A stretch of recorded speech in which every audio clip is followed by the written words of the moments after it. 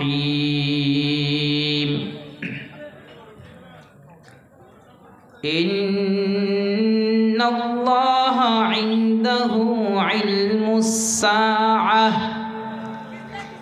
وينزل الغيث ويعلم ما في الأرحام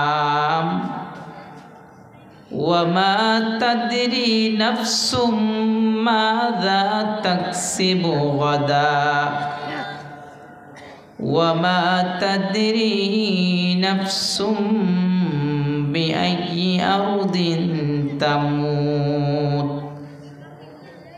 إن الله عليم خبير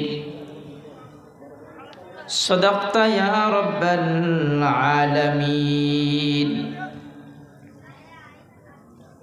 وقال الله سبحانه وتعالى في آية أخرى لكل أمة أجل فإذا جاء أجلهم لا يستأخرون ساعة ولا يستقدمون صدقت يا رب العالمين وقال النبي صلى الله عليه وآله وسلم من مات فقد قامت قيامته أو كما قال النبي عليه الصلاة والسلام وقال الله سبحانه وتعالى في شان حبيبه ومحبوبه آمرا ومخبرا إن الله وملائكته يصلون على النبي يا أيها الذين آمنوا صلوا عليه وسلموا تسليما শুরুতে জানতে চাচ্ছি নবীজির উপরে আমাদের কাদের কাদের মোহাব্বত আছে দুটো হাত উঠে আল্লাহকে দেখান সবার আছে তো 100% না 50%? তাহলে সে রাসূলের মোহাব্বতে আজকের এই জান্নাতি বাগানে বসতে পেরে আমরা খুশি হয়েছি যে আমরা সেই নবীজির উপরে দুরূদ শরীফ করে আজকে প্রমাণ করে দিব যে আজকের এই জান্নাতি বাগান পেয়ে আমরা খুশি হয়েছি। পরেন আল্লাহুম্মা সাল্লি আলা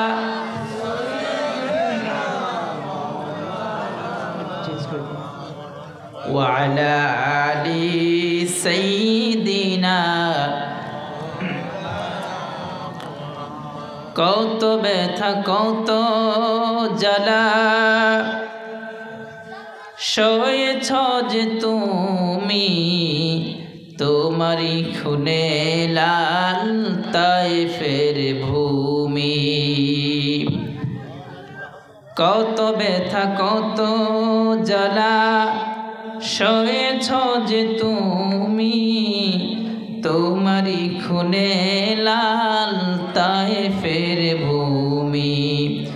ফেরেশতা এসে চায় শাস্তির হুকুম, লৌহ মাখা মুহাম্মদ প্রাণেতে হযরত। হে আল্লাহ দয়া করো এ তায়েফবাসী, ওরা চিনেনি তো আমি যে মুহাম্মদ, হৃদয়ে মুহাম্মদ। আল্লাহুম্মা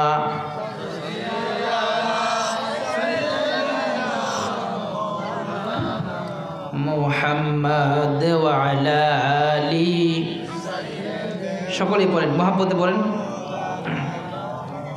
হেরার গুহাই তোমারি ধন, আসমান থেকে নামে আল কোরআন। হেরার গুহাই তোমারি ধন, আসমান থেকে নামে আল কোরআন, ভাঙলো সবার ভুল তোমারই উপরে, আসলো কোরআনের ছায়া তলে। খালিদ উমর আলী আবু বকর ইসলামী ঝান্ডা নিল যে তুলে। আল্লাহ আমিন তুমি ছিলে যে চিরদিন সকল মানুষের তরে। হে রাসূল তোমাকে ভুলি আমি কেমন করে। আল্লাহুম্মা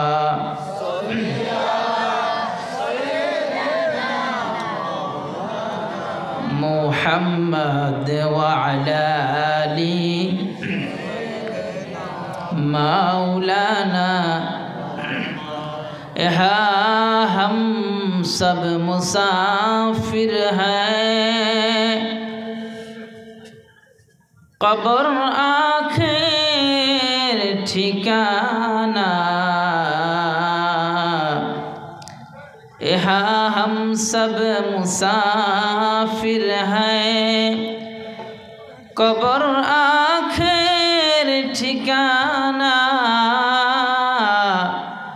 कोई आगे रवाना है, कोई पीछे रवाना।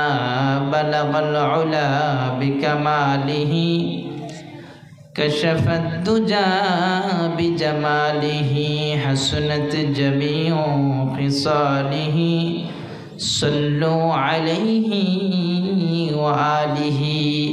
আমরা জিকির করলে জিহ্বা তাজা হয়, এজন্য আমরা কোরআনের কিছু কথা শোনার আগে আমরা সকলেই জবানকে খুলে হৃদয়ের সমস্ত শক্তিকে একত্রিত করে আমরা কয়েকবার জিকির করি। পড়েন লা ইলাহা ইল্লাল্লাহ, লা ইলাহা ইল্লাল্লাহ, লা ইলাহা ইল্লাল্লাহ। আসিয়া বলে আল্লাহ আল্লাহ, ফেরাউন দিল তারে কত জ্বালা। আসিয়া বলে আল্লাহ আল্লাহ, ফেরাউন দিল তারে কত জ্বালা।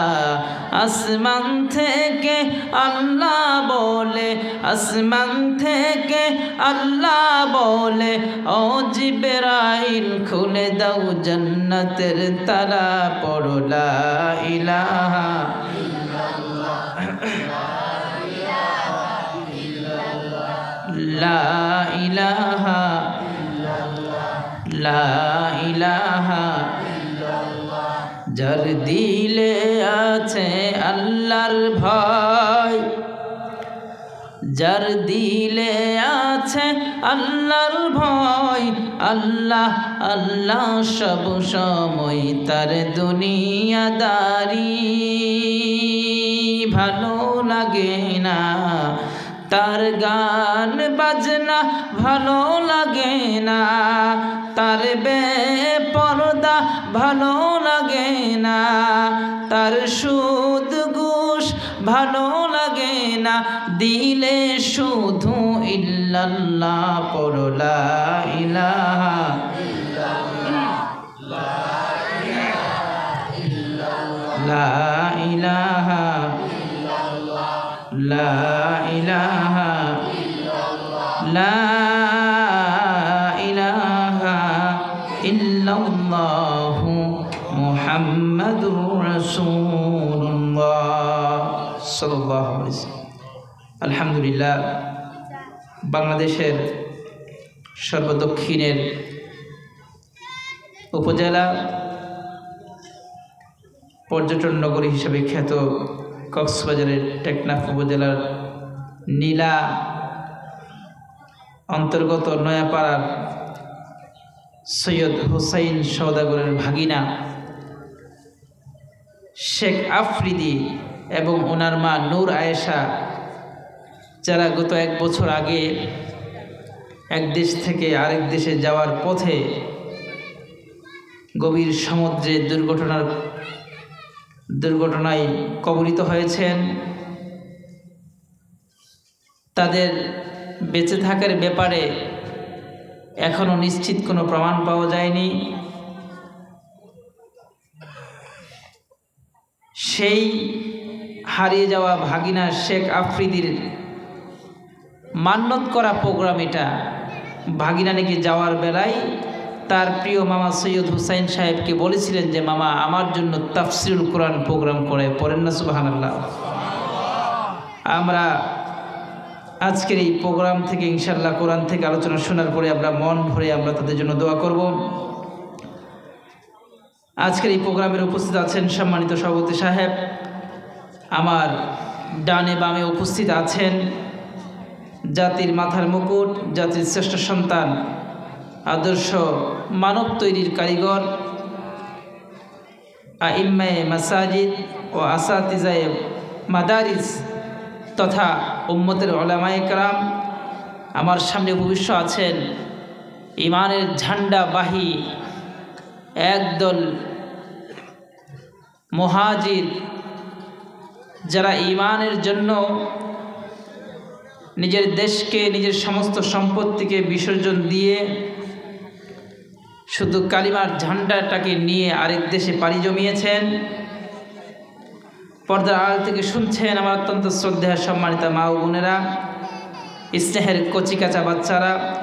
সর্বপ্রথম শুকর আদায় করছি সে মহান রব্বুল আলমিনের দরবারে, যে মহান রব্বুল আলমিন লাগাতার এই জায়গাটায় আমাদেরকে 3 থেকে 4 দিন এরকম দ্বীনি মজলিসে বসে কিছু কোরআনের কথা শোনার মতো ব্যবস্থা করে দিয়েছেন। এই জন্য আমরা শুকর আদায় করে পড়ছি আলহামদুলিল্লাহ। ছোট বাবুরা, তোমাদেরকে রিকোয়েস্ট করতেছি আওয়াজ করিও না। আপনাদের পাশে যদি কেউ আওয়াজ করে ওকে থামিয়ে দিবেন। লক্ষ কোটি দুরূদ ও সালাম পেশ করছি মানবতার একমাত্র মুক্তির দূত, ইহকাল ও পরকালের একমাত্র মুক্তির কাণ্ডারি, যে রসুল না আসলে পৃথিবী আজও অন্ধকারে নিমজ্জিত থাকত, যে নবী না এলে নারী তার সম্মান ফিরে পেত না, যে নবী না এলে এতিম তার পরিপূর্ণ হক বুঝে পেত না, যে নবী না এলে এই আলোকিত পৃথিবী গুমরাহির অন্ধকারে অন্ধকারাচ্ছন্ন থেকে যেত, যে রসুল বিনে পৃথিবীর কেউ পরকালের ঘাটি পেরিয়ে আল্লাহর জান্নাত পর্যন্ত সম্ভব হবে না, সে মুহাম্মদুর রাসূলুল্লাহ সাল্লাল্লাহু আলাইহি ওয়াসাল্লামের উপরে বাংলাদেশের এই প্রান্ত থেকে আমরা গুটি কয়েক উম্মত হৃদয় ভরা দরুদ পাঠ করছি, পড়েন সাল্লাল্লাহু আলাইহি ওয়াসাল্লাম। পরিশেষে ধন্যবাদ জানাচ্ছি সেই মামাকে যিনি দীর্ঘ 1 বছর আগে নিজের কলিজার টুকরা ভাগিনাকে হারিয়েছেন, সেই প্রিয় সৈয়দ হুসাইন ভাইকে। আল্লাহ আমার প্রিয় ভাই এবং ওনার সাথে আরও যারা সহযোগী আছে ওনাদের সকলকে দুনিয়ায় শান্তি পরকালীন মুক্তির ফাইসালা করেন, পড়ছি আমিন। আমার এই সৈয়দ হুসাইন ভাই কোথায় আছেন? উনি সৈয়দ হুসাইন ভাই, আপনাকে রিকোয়েস্ট করবো ইনশাআল্লাহ, যেহেতু আপনি আপনার ভাগিনার মান্যতের উদ্দেশ্যে আজকের প্রোগ্রামটি করিয়েছেন, এর জন্য রিকোয়েস্ট করবো 1টা ঘন্টা আমার পাশে বসে আপনিও ইনশাআল্লাহ। উনিও তো মামা না? আচ্ছা, হ্যাঁ, সৈয়দ হুসাইন ভাইকে আমি রিকোয়েস্ট করবো ইনশাআল্লাহ আপনি একটু অবসর হয়ে ইনশাআল্লাহ আমার পাশে বসে ইনশাআল্লাহ ভাগিনার মান্যতের আজকের এই প্রোগ্রামটি প্রাণ ভরে আপনি শুনবেন ইনশাআল্লাহ। আল্লাহ তাআলা শেখ আফ্রিদির মামাদেরকে কবুল করেন, পড়ছে আমিন। ভাগিনার জন্য ওনাদের এই নেক কাজকে আল্লাহ তাআলা ভাগিনাদের পর্যন্ত পৌঁছায় দেন, পড়েন আমিন। ওনারা যদি জীবিত থাকে অচিরেই যেন আল্লাহ আবার মামাদের কোলে ওনাকে ফিরাই দেন, পড়েন আমিন। আর যদি দুর্ঘটনা কবলিত হয়ে পরপারে পাড়ি জমান, আল্লাহ যেন শহীদদের মর্যাদা দান করেন, পড়েন আমিন। শহীদ আমির হামজা রাদিয়াল্লাহু তাআলা আনহুর সাথে হাসর নাসর হওয়ার তৌফিক দান করেন, পড়েন আমিন। প্রিয় উপস্থিতি, কোরআনে কারীমের অত্যন্ত পরিচিত একটি সূরা, সূরা লুকমানের সর্বশেষ আয়াত, সূরা লুকমানের 34 নম্বর আয়াত আমি আপনাদের মাঝে তিলাওয়াত করেছি। এই আয়াতের মাঝে আল্লাহ তাআলা পৃথিবীর মানুষকে 5টি জিনিসের ব্যাপারে পৃথিবীর মানুষকে বলতেছেন যে আমি আল্লাহ পৃথিবীর সমস্ত জ্ঞান থেকে মানুষকে জানিয়েছি, মানুষকে দিয়েছি। যেমন নবীর ব্যাপারে আল্লাহ বলেন উতিতু ইলমাল আউয়ালিন ওয়াল আখিরিন। আমার নবীর ব্যাপারে আল্লাহ বলেন যে আমি মুহাম্মাদুর রাসূলুল্লাহকে পৃথিবীর শুরুর জ্ঞান এবং শেষের জ্ঞান, সমস্ত জ্ঞান আমি আমার নবীকে দান করেছি। পড়েন না সুবহানাল্লাহ। পৃথিবীর সমস্ত জ্ঞান থেকে আল্লাহ মানুষকে কিছু না কিছু শিখিয়েছেন, কিন্তু 5টা জিনিস, 5টা জ্ঞান আল্লাহ নিজের কাছে রেখে দিয়েছেন। পড়েন না সুবহানাল্লাহ। সৈয়দ ভাই দিকে চলে আসেন। তার মানে বোঝা গেল ছাত্রকে যদি উস্তাদ সব শিখায় ফেলে, গুরু যদি তার শাগরিদকে সব কিছু শিখায় ফেলে, তাহলে গুরুর মর্যাদা থাকবে বলেন? অন্ততপক্ষে গুরুর কাছে এমন একটা সিক্রেট জিনিস থাকে, অন্তত একটা এমন সিক্রেট জিনিস থাকে যেটা শাগরিদকে শেখানো হয় না। এখানে ভাইজানকে একটা চেয়ার দেন, কোথা থেকে আইন একটা ব্যবস্থা করেন। এখানে খারাপ দেখা যাচ্ছে তো, চেয়ার অবশ্য এখানে নিয়ে আসেন। হ্যাঁ মাশাআল্লাহ সুন্দর দেখা যাচ্ছে। তার মানে পৃথিবীর সব মানুষকে আল্লাহ তাআলা সমস্ত কিছুর জ্ঞান থেকে কিছু না কিছু শিখিয়েছেন। পরিপূর্ণ জ্ঞান দেন নাই, কিছু শিখিয়েছেন। আর আল্লাহ নিজের কাছে 5টি জিনিসের জ্ঞান রেখে দিয়েছেন। পড়েন না সুবহানাল্লাহ। এই ঘোষণা আল্লাহ কোরআনে দিয়েছেন। কোথায় দিয়েছেন? আর কোরআন কেমন কিতাব?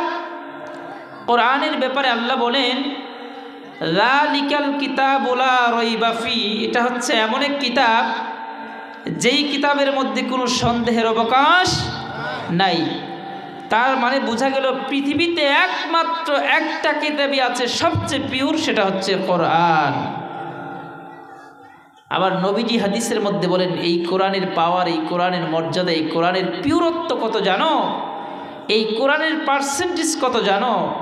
নবী বলেন মান ক্বালা বিহি সাদাকা। এই কোরআন দিয়ে যে কথা বলে সে চূড়ান্ত সত্য কথা বলে। আওয়াজ বাড়ি খাচ্ছে, একটু ভলিউম কমাই দেন, হালকা একটু কমাই দেন। মান ক্বালা বিহি সাদাকা, কোরআন দিয়ে যে কথা বলে সে সত্য বলে। ও আমিলা বিহি উজিরা, কোরআন থেকে যে আমল করে অবশ্যই সে আমলের বিনিময় পাবে, প্রতিদান পাবে। ও হাকামা বিহি আদালা, কোরআন থেকে যে সালিশ সম্পন্ন করে, বিচার করে, আদালত কায়েম করে, সে অবশ্যই ইনসাফের আদালত কায়েম করলো। ও হুদিয়া বিহি হুদিয়া ইলা সিরাতিম মুস্তাকিম। আর এই কোরআন দিয়ে যে ব্যক্তি মানুষকে পথের দিকে ডাকে সে অবশ্যই জান্নাতের পথের দিকে ডাকলো। পড়েন না সুবহানাল্লাহ। নবীজি ভিন্ন হাদিসের মধ্যে বলেন এই কোরআন হচ্ছে এমন এক কিতাব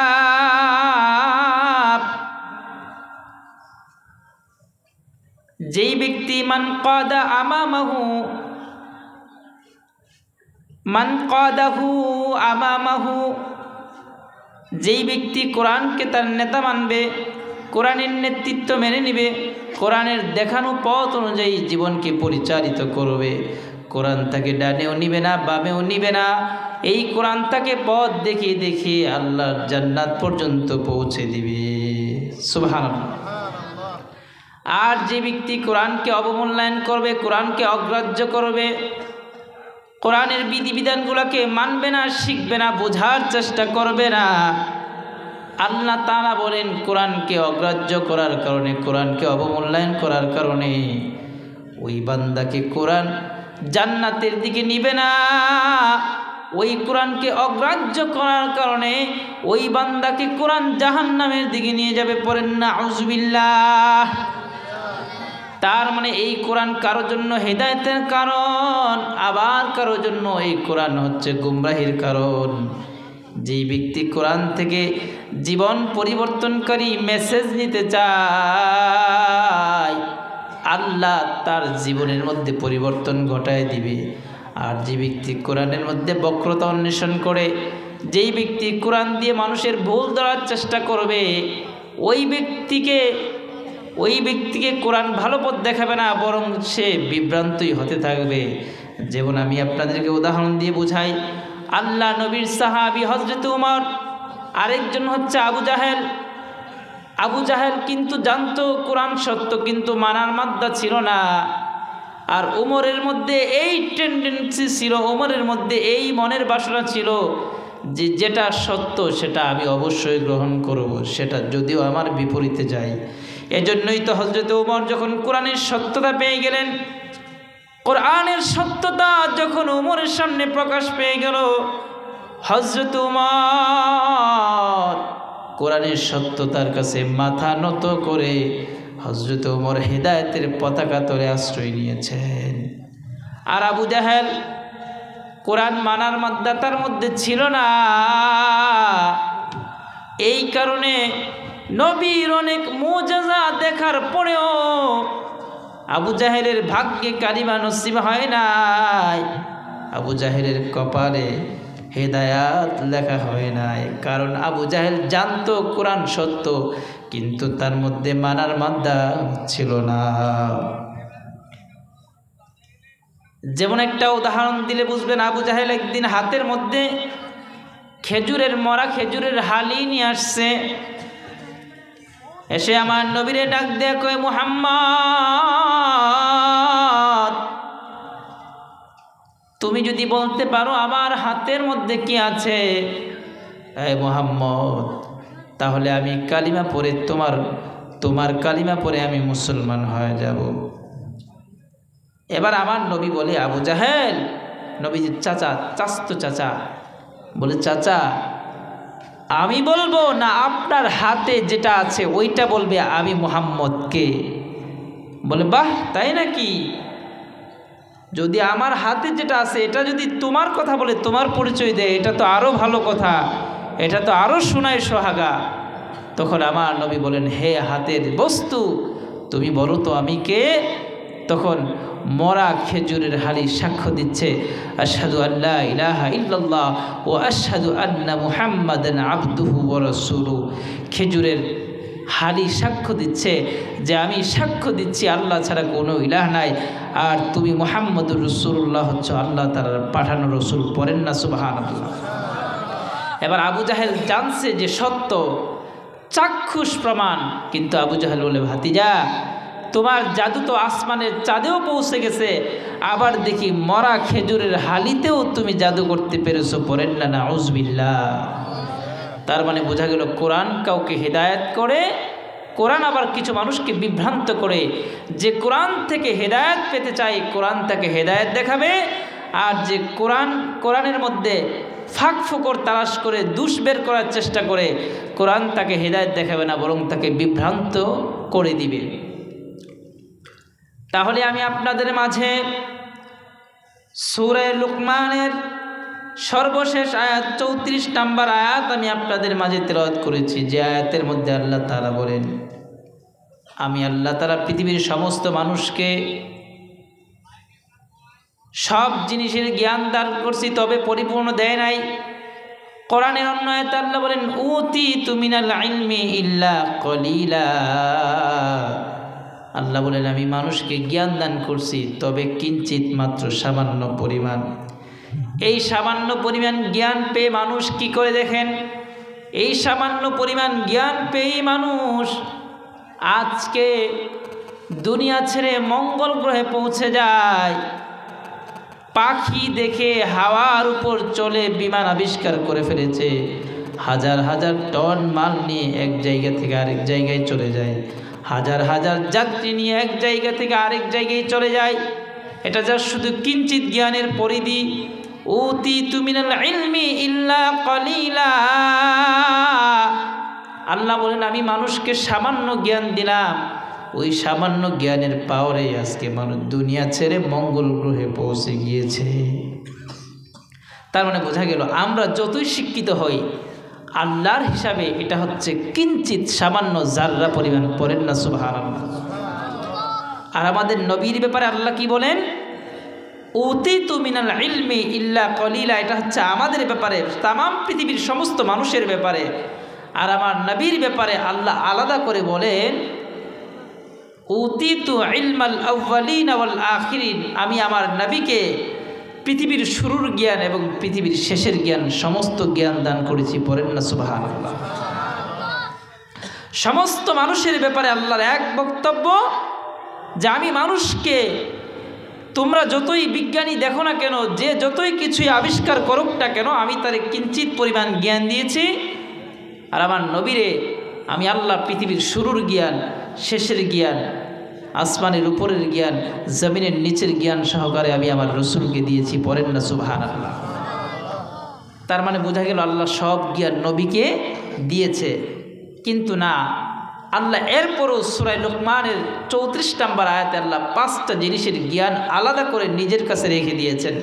এবার আসেন আমরা এখান থেকেই শিক্ষামূলক আলোচনা ইনশাআল্লাহ শেষ পর্যন্ত শোনার চেষ্টা করব। সূরা লুকমানে আল্লাহ তাআলা একটা আয়াতে 5টা জিনিসের কথা বলছে, যে এই 5টা জিনিসের জ্ঞান আমি আল্লাহ ছাড়া পৃথিবীর কাউকে দেয় নাই, পৃথিবীর কাউকে জানাই নাই, এবং পৃথিবীর কাউকে এই বিষয় সম্পর্কে কখনো অবহিত করি নাই। এগুলোকে হাদিসের ভাষায় বলা হয় পঞ্চরত্ন। পঞ্চরত্ন মানে হচ্ছে 5টি গুরুত্বপূর্ণ বিষয়, যেই রত্ন সবার কাছে পাওয়া যায় না। এই জিনিসগুলো হচ্ছে বিশেষ, একমাত্র আল্লাহ তাআলার সাথেই খাস, আল্লাহ পৃথিবীর কাউকে জানান নাই। কি 5টা জিনিস? আল্লাহ বলেন সূরা লুকমানের 34 নম্বর আয়াতে আল্লাহ বলেন ইন্নাল্লাহা ইনদাহু ইলমুল গায়ব। আল্লাহ বলেন পৃথিবীর মানুষেরা শোনো, নিশ্চয়ই অদৃশ্যের খবর, গায়েবের খবর যিনি জানেন তিনি কে? আল্লাহ তাআলা বলেন ইন্নাল্লাহা ইনদাহু ইলমুল গায়ব। আল্লাহ বলেন এ পৃথিবীর মানুষেরা শোনো শোনো, এ দুনিয়ার মানুষেরা শুনে নাও, আমি আল্লাহ তাআলা দুনিয়ার মানুষদেরকে সমস্ত জিনিসের জ্ঞান কিঞ্চিত পরিমাণ দান করেছি। আর আমি আমার বন্ধুকে পৃথিবীর শুরুর জ্ঞান, পৃথিবীর শেষের জ্ঞান, সমস্ত জ্ঞান আমি আমার বন্ধু মুহাম্মাদুর রাসূলুল্লাহকে দান করেছি। এরপরও 5টা জিনিসের জ্ঞান আমি দুনিয়ার কাউরে দেয় নাই, এমনকি আমার রসুলকে পর্যন্ত জানাই নাই। কোন 5টা জিনিস? আল্লাহ বলেন 1 নাম্বার অদৃশ্যের খবর। অদৃশ্যের খবর বলতে যেই জিনিসটা দেখা যায় না, যেই জিনিসটা দেখা যায় না, চোখে দেখা যায় না, ওই জিনিসটাকে অদৃশ্যের জিনিস বলা হয়। যেমন মাঝে মধ্যে আমাদের মাথা ব্যথা হয় কি হয় না? হয়নি? মাথা ব্যথা কেউ দেখছেন? কিরকম বলতে পারবেন? কত কেজি ওজন বলতে পারবেন?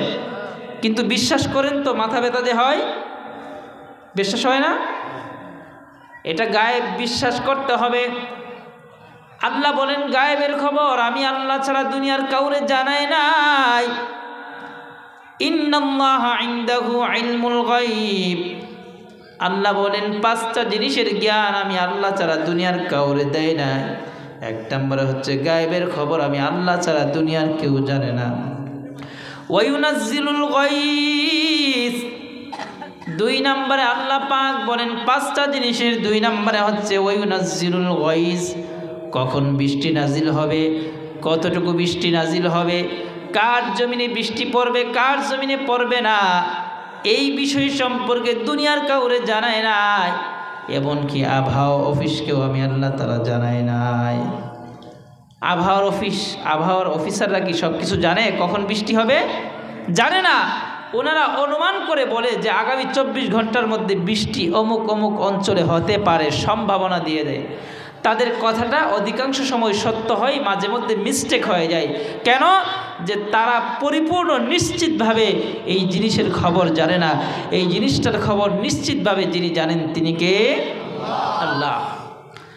আল্লাহ বলেন ওয়ায়ুনাজ্জিলুল গায়স।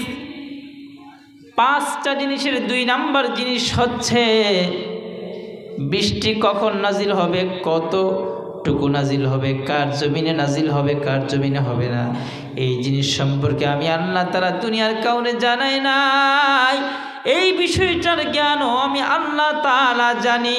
পড়েন না সুবহানাল্লাহ। এরপরে 3 নম্বরে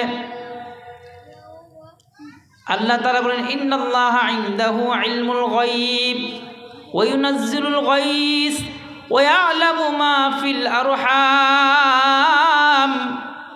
3 নম্বরে আল্লাহ তাআলা বলেন মায়ের রেহেমের মধ্যে অর্থাৎ মায়ের বাচ্চাদানির মধ্যে, মায়ের গর্ভের মধ্যে ছেলে না মেয়ে, কালো না সাদা, খাটো না লম্বা, নেককার না বদকার, সুস্থ না প্রতিবন্ধী, এটা দুনিয়ার কেউ জানে না, জানেন যিনি তিনি কে।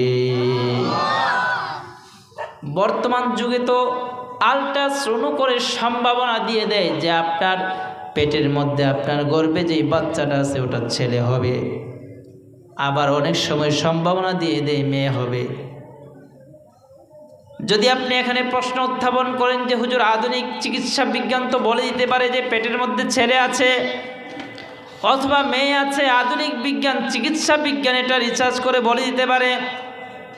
তাফসিরের কিতাবের মধ্যে লিখেছে সে শুধু ছেলে কিংবা মেয়ে এটাই বলে দিয়েছে, কিন্তু সে দুনিয়ায় জন্মগ্রহণ করার পরে কতদিন বাঁচবে, কি পরিমাণ সম্মান অর্জন করবে, সাদা হবে না কালো হবে, নেককার হবে না বদকার হবে, খাটো হবে না লম্বা হবে, প্রতিবন্ধী হবে না সুস্থ হবে, এই জিনিসটা তো দুনিয়ার কোনো ডাক্তার বলতে পারে না। এই টোটাল জিনিসটার বিষয়ে সমস্ত খবর যিনি জানেন তিনি হলেন একমাত্র কে। তাহলে 5টা জিনিস থেকে কয়টা জিনিস জানলাম? আমাদের আলোচ্য বিষয় হচ্ছে সবার শেষের যেটা 5 নাম্বারটা নিয়ে আমরা লং টাইম আলোচনা করার চেষ্টা করব ইনশাআল্লাহ। তাহলে আল্লাহ তাআলা বলেন আমি দুনিয়ার মানুষদেরকে সমস্ত জিনিসের জ্ঞান দান করেছি সামান্য পরিমাণে, আর আমি আমার নবীকে পৃথিবীর শুরুর জ্ঞান শেষের জ্ঞান সমস্ত জ্ঞান দান করেছি। আর 5টা জিনিসের জ্ঞান একমাত্র আমি আল্লাহ তাআলার কাছে রেখে দিয়েছি, দুনিয়ার কাউরে জানাই নাই। এই 5টা জিনিসের ব্যাপারে একমাত্র আমি আল্লাহ তাআলা এই 5টা জিনিসের দাবিদার। 1 নম্বরে হচ্ছে গায়েবের খবর আমি আল্লাহ ছাড়া দুনিয়ার কাউরে জানাই নাই। 2 নম্বরে বৃষ্টির কবে হবে, কোথায় হবে, কতটুকু হবে এই বিষয়ে আমি আল্লাহ তাআলা জানি, দুনিয়ার কাউরে জানাই নাই। 3 নম্বরে মায়ের গর্ভে ছেলে হবে না মেয়ে হবে, নেককার হবে না বদকার হবে, খাটো হবে না বেটে হবে, এই বিষয় সম্পর্কেও আমি আল্লাহ তাআলা দুনিয়ার কাউরে জানাই নাই। এই বিষয় সম্পর্কেও আমি আল্লাহ তাআলাই জানি।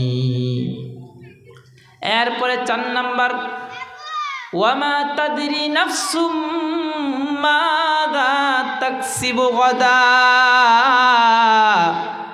আল্লাহ তাআলা বলেন 5টা জিনিসের 4 নাম্বার জিনিস হচ্ছে একটা মানুষ আগামীকাল কি অর্জন করবে।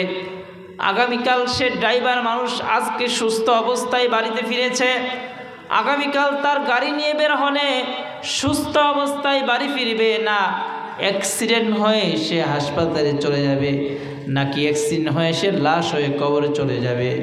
আগামীকাল সে কি বাঁচবে না মরবে, আগামীকাল সে সুস্থ থাকবে না অসুস্থ থাকবে।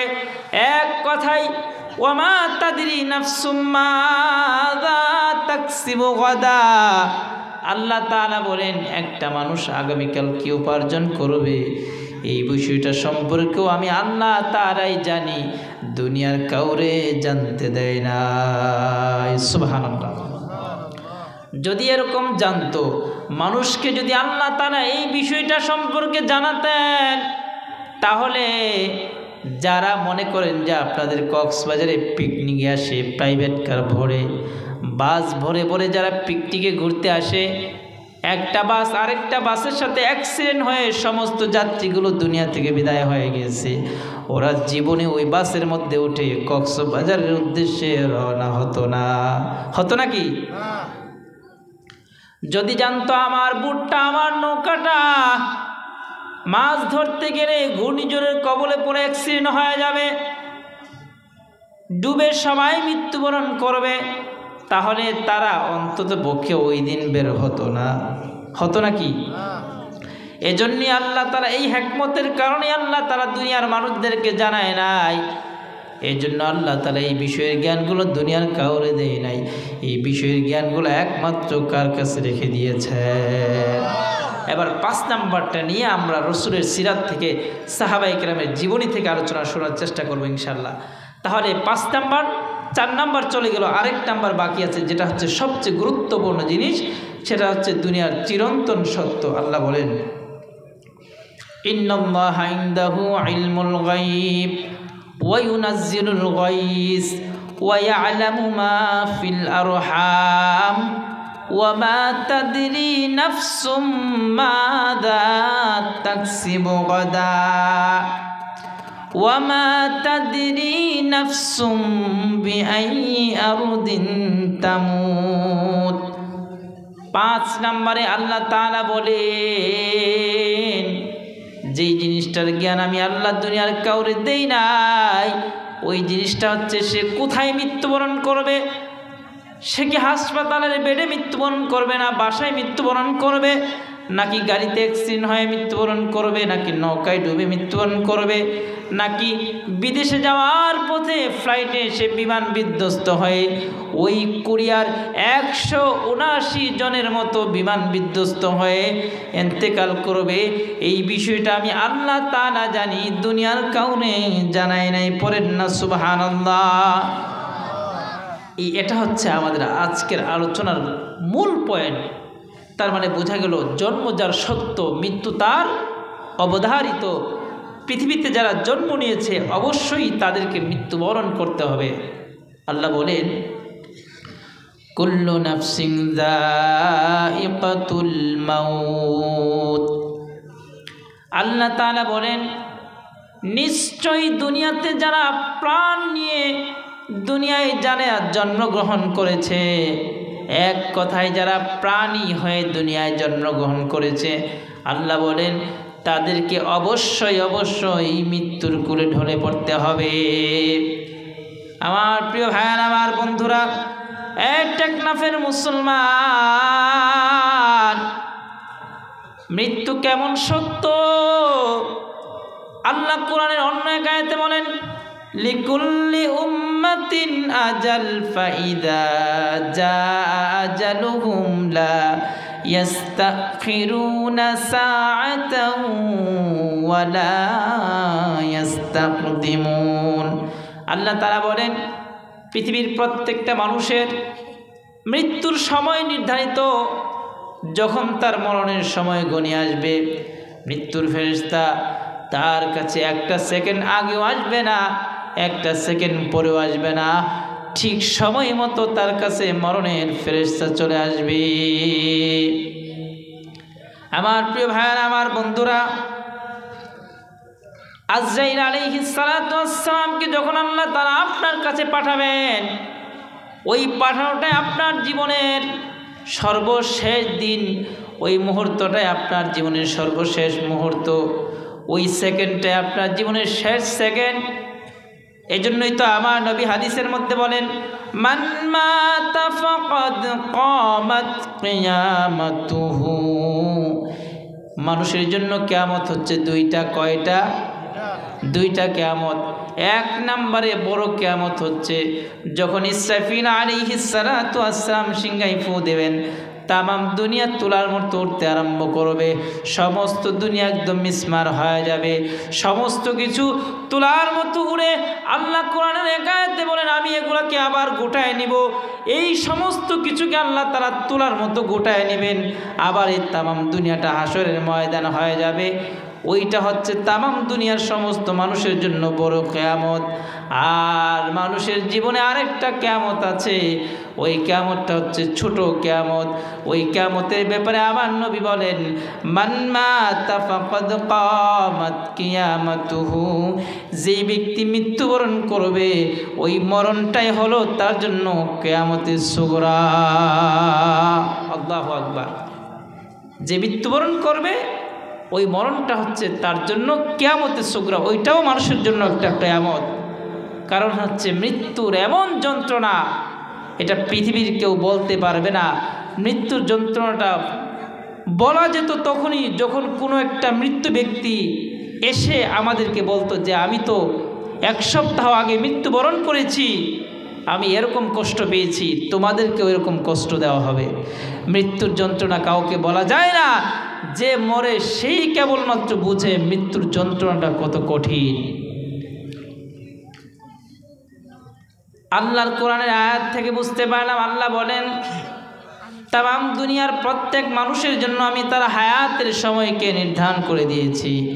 যখন তার হায়াতের সময় শেষ হয়ে যাবে, আল্লাহ তাআলা বলেন তখন আজরাইল তার কাছে চলে আসবে। 1 মুহূর্ত আগেও আসবে না, 1 মুহূর্ত পরেও আসবে না।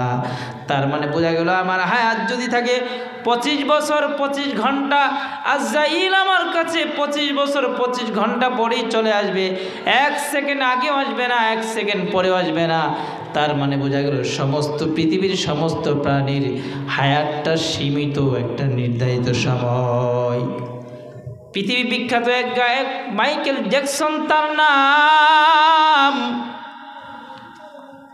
এত বড় একজন শিল্পী যার একটা ডান্সে মানুষ পাগল হয়ে কোটি কোটি টাকা তারে দিত, কোটি কোটি ডলার তারে দিত। ওই মাইকেল জ্যাকসন 150 বছর বাঁচার পরিকল্পনা করেছে। কয়শো বছর? 150 বছর বাঁচার পরিকল্পনা করেছে। অথচ আমার নবী হাদিসের মধ্যে বলেন আমার উম্মতের বয়স হবে 60 থেকে 70-এর মাঝামাঝি। এটা হচ্ছে আমার উম্মতের গড় বয়স। এর চাইতে বেশি বাঁচবে অল্প সংখ্যক মানুষ। তার মানে বোঝা গেল উম্মতের গড় বয়স হবে 60 থেকে 70 বছর। মাইকেল জ্যাকসন 150 বছর বাঁচার ইচ্ছা করেছে। 150 বছর বাঁচার ইচ্ছার প্ল্যানিং নিয়া সে তার বিশাল বাড়ির মধ্যে আমেরিকার 12 জন MBBS বড় বড় ডাক্তার তার বাসার মধ্যে রেখে দিয়েছে। সে যে খাবারটা খেত ওই খাবারটাকে ল্যাবরেটরি থেকে পরীক্ষা করে তার সামনে প্রেজেন্ট করা হতো। টেকনাফের মুসলমান, আমরা তো মাস্ক পরা শিখেছি কেবলমাত্র করোনা আসার পরে, গ্লাভস চিনেছি কেবলমাত্র করোনা আসার পরে। কিন্তু মাইকেল জ্যাকসন আজ থেকে প্রায় 70-80 বছর আগে আমেরিকাতে জন্মগ্রহণ করেছে। ওই মাইকেল জ্যাকসন 150 বছর বাঁচার পরিকল্পনা নিয়ে সমস্ত খাবারগুলা ল্যাবরেটরি থেকে পরীক্ষা করে তার সামনে দেওয়া হতো কোনো জীবাণু আছে কিনা। ওই খাবারগুলাকে সাধারণ হাত দিয়ে ধরা যেত না, ওই খাবারগুলাকে গ্লাভস পরা হাতে স্পর্শ করা হতো। এত পরীক্ষা করে খাওয়ার পরেও এত 12 জন ডাক্তার সার্বক্ষণিক তার বডি চেক আপ করার পরেও সে মাত্র 50 বছর বয়সে দুনিয়া থেকে বিদায় হয়েছে। আল্লাহু আকবার। কারণ আল্লাহ বলে বান্দা তুই যে পরিকল্পনা করবি সেই পরিকল্পনা সফল হবে না, তুই যেটা চাইবি সেটা সফল হবে না, বরং আমি আল্লাহ যেটা চাইব সেটাই সফল হবে। আল্লাহরটা হবে না মানুষেরটা হবে। 150 বছর বাঁচার পরিকল্পনা করেছে। কত ডাক্তার, কত মেশিন, কত ল্যাবরেটরি থেকে পরীক্ষা করে খাবার খেয়েছে। এরপর আল্লাহ তারে মাত্র 50 বছর বয়সে দুনিয়া থেকে নিয়ে গিয়েছে। তার মানে বোঝা গেল আমাদের হায়াতটা হচ্ছে সীমিত। হায়াত থেকে 1 সেকেন্ড বেশি বাঁচার কোনো মানুষের অধিকার নাই। কিন্তু আমাদের নবীর হায়াত ছিল কত বছর বলেন তো? এবার আসেন আসলে যেটা বলার উদ্দেশ্য, আমার নবীর হায়াতের সময়সীমা নির্ধারিত ছিল না। নবীজি ইন্তেকালের কয়েকদিন পূর্বে অসুস্থ হয়ে গেলেন, ভীষণ জ্বরে আক্রান্ত। আমার নবী নামাজ পড়াতে পারছেন না। 2 জন সাহাবীর কাঁধে বড় করে আবার নবীজি হালকা করে দাঁড়াতেন, দাঁড়ানোর শক্তিটাও আমার নবী হারায় ফেলছেন। জিবরাইল আমিন এসে নবীর খবর নেয়। নবীর ঘরের কন্যা ফাতেমা রাদিয়াল্লাহু তাআলা আনহা বাবার পাশে বসে বসে কান্না করে। নবীর সাহাবায়ে কেরাম নবীর কাছে এসে কান্না করে। সাহাবায়ে কেরামের মনটা মরা, কি ব্যাপার? আমার নবী কয়েকদিন যাবত অসুস্থ, প্রচণ্ড অসুস্থ, নবী দাঁড়াইতেও পারতেছেন না, নামাজও পড়াইতে পারেন না। আমার নবী ঘরের মধ্যে হজ্জা মুবারকের মধ্যে থাকিয়া আমার নবী হজরতে আবু বকরের ইমামতিতে সাহাবায়ে কেরামকে নামাজ পড়তে বলেন। আমার নবী হজ্জা মুবারক থেকে তাকায় তাকায় মুস্কি হাসেন। আমার নবীর ইন্তেকালের কিছুদিন পূর্বে নবী ভীষণ অসুস্থ হয়ে গেলেন। জিব্রাইল আমিন মাঝে মধ্যে আয়েশা নবীর খবর নেন। হঠাৎ করে জিব্রাইল আমিন আজরাইল আলাইহিস সালাতু ওয়াস সালামকে নবীর কাছে নিয়ে আসলেন। আজরাইল এসে বলে, ইয়া রাসূলুল্লাহ আসসালাতু ওয়াসসালামু আলাইকা ইয়া রাসূলুল্লাহ, আসসালাতু ওয়াসসালামু আলাইকা ইয়া হাবিবাল্লাহ। নবী আমার, আপনার রব আপনাকে সালাম দিয়েছেন। সুবহানাল্লাহ। নবী আল্লাহ আপনাকে সালাম জানিয়েছেন, আর আমি আজরাইলের পক্ষ থেকেও সালাম নেন। আর এদিক দিয়ে জিব্রাইল আমিন বলে, পয়গম্বর আল্লাহ জানেন আপনি কেমন আছেন, এরপরেও আল্লাহ জানতে চেয়েছেন আপনি কেমন আছেন, আপনার মুখ থেকে আমার আল্লাহ শুনতে চান। সুবহানাল্লাহ। নবীজি আপনি কেমন আছেন আল্লাহ শুনতে চাইছে আমার মাধ্যমে। আর ওইদিকে আজরাইল আলাইহিস সালাতু ওয়াস সালাম নবীর সালাম দিয়েছেন। সালাম দেওয়ার পরে বলে, পয়গম্বর আমি আজরাইল এত ক্ষমতাধর একজন ফেরেশতা, আদম নবী থেকে নিয়ে আজ পর্যন্ত যত মানুষকে আমি জান কবজ করেছি কারো কাছে কোনোদিন অনুমতি চাই নাই। নবী গো আপনি হচ্ছেন এমন এক ব্যক্তি, আপনার আগেও কারো কাছে অনুমতি চাওয়া হবে না, আপনার পরেও কারো কাছে অনুমতি চাওয়া হবে না। ও নবী আমার, আল্লাহ আমাকে আপনার কাছে পাঠিয়েছেন, আমি যেন আপনাকে জিজ্ঞেস করি, ও পয়গম্বর আপনি যেতে চান না দুনিয়ায় থাকতে চান? সুবহানাল্লাহ।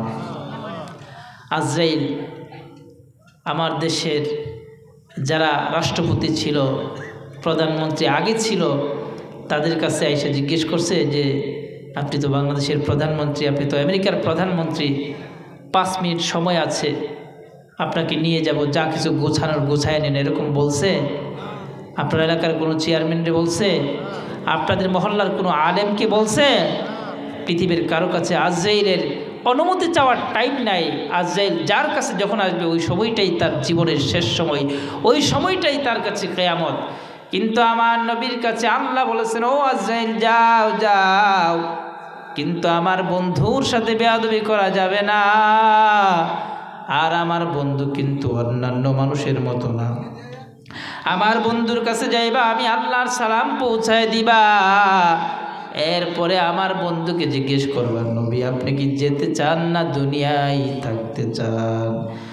ও নবী যদি আপনি যেতে চান তাহলে আপনাকে সসম্মানে আপনার রবের কাছে নেওয়া হবে, আর যদি আপনি দুনিয়ায় থাকতে চান তাহলে আপনার হায়াত হবে ততদিন যতদিন আপনি দুনিয়ায় থাকতে চাইবেন। সুবহানাল্লাহ।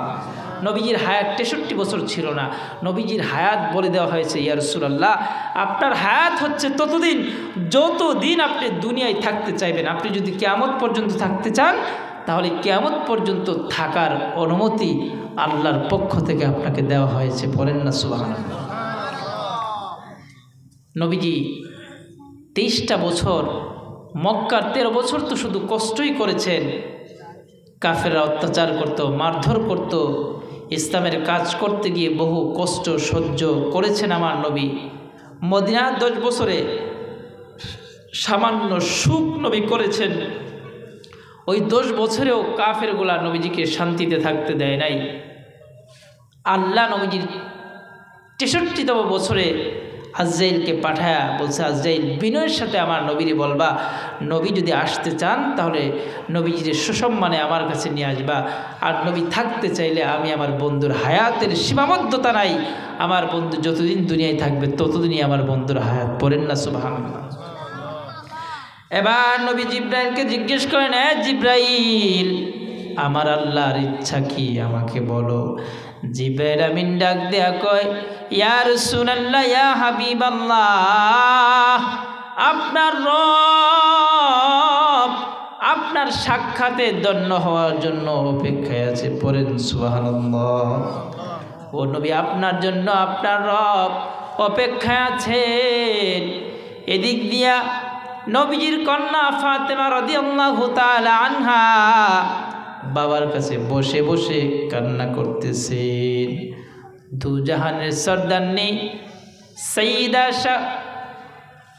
ফাতিমাতু সাইয়্যিদাতু নিসাই আহলিল জান্নাহ, যেই ফাতেমার ব্যাপারে আমার নবী বলছেন আমার মেয়ে ফাতেমা হবে জান্নাতে মহিলাদের সরদারনি, ওই ফাতেমা রাদিয়াল্লাহু তাআলা নবীর পাশে বসে কান্না করতেছেন।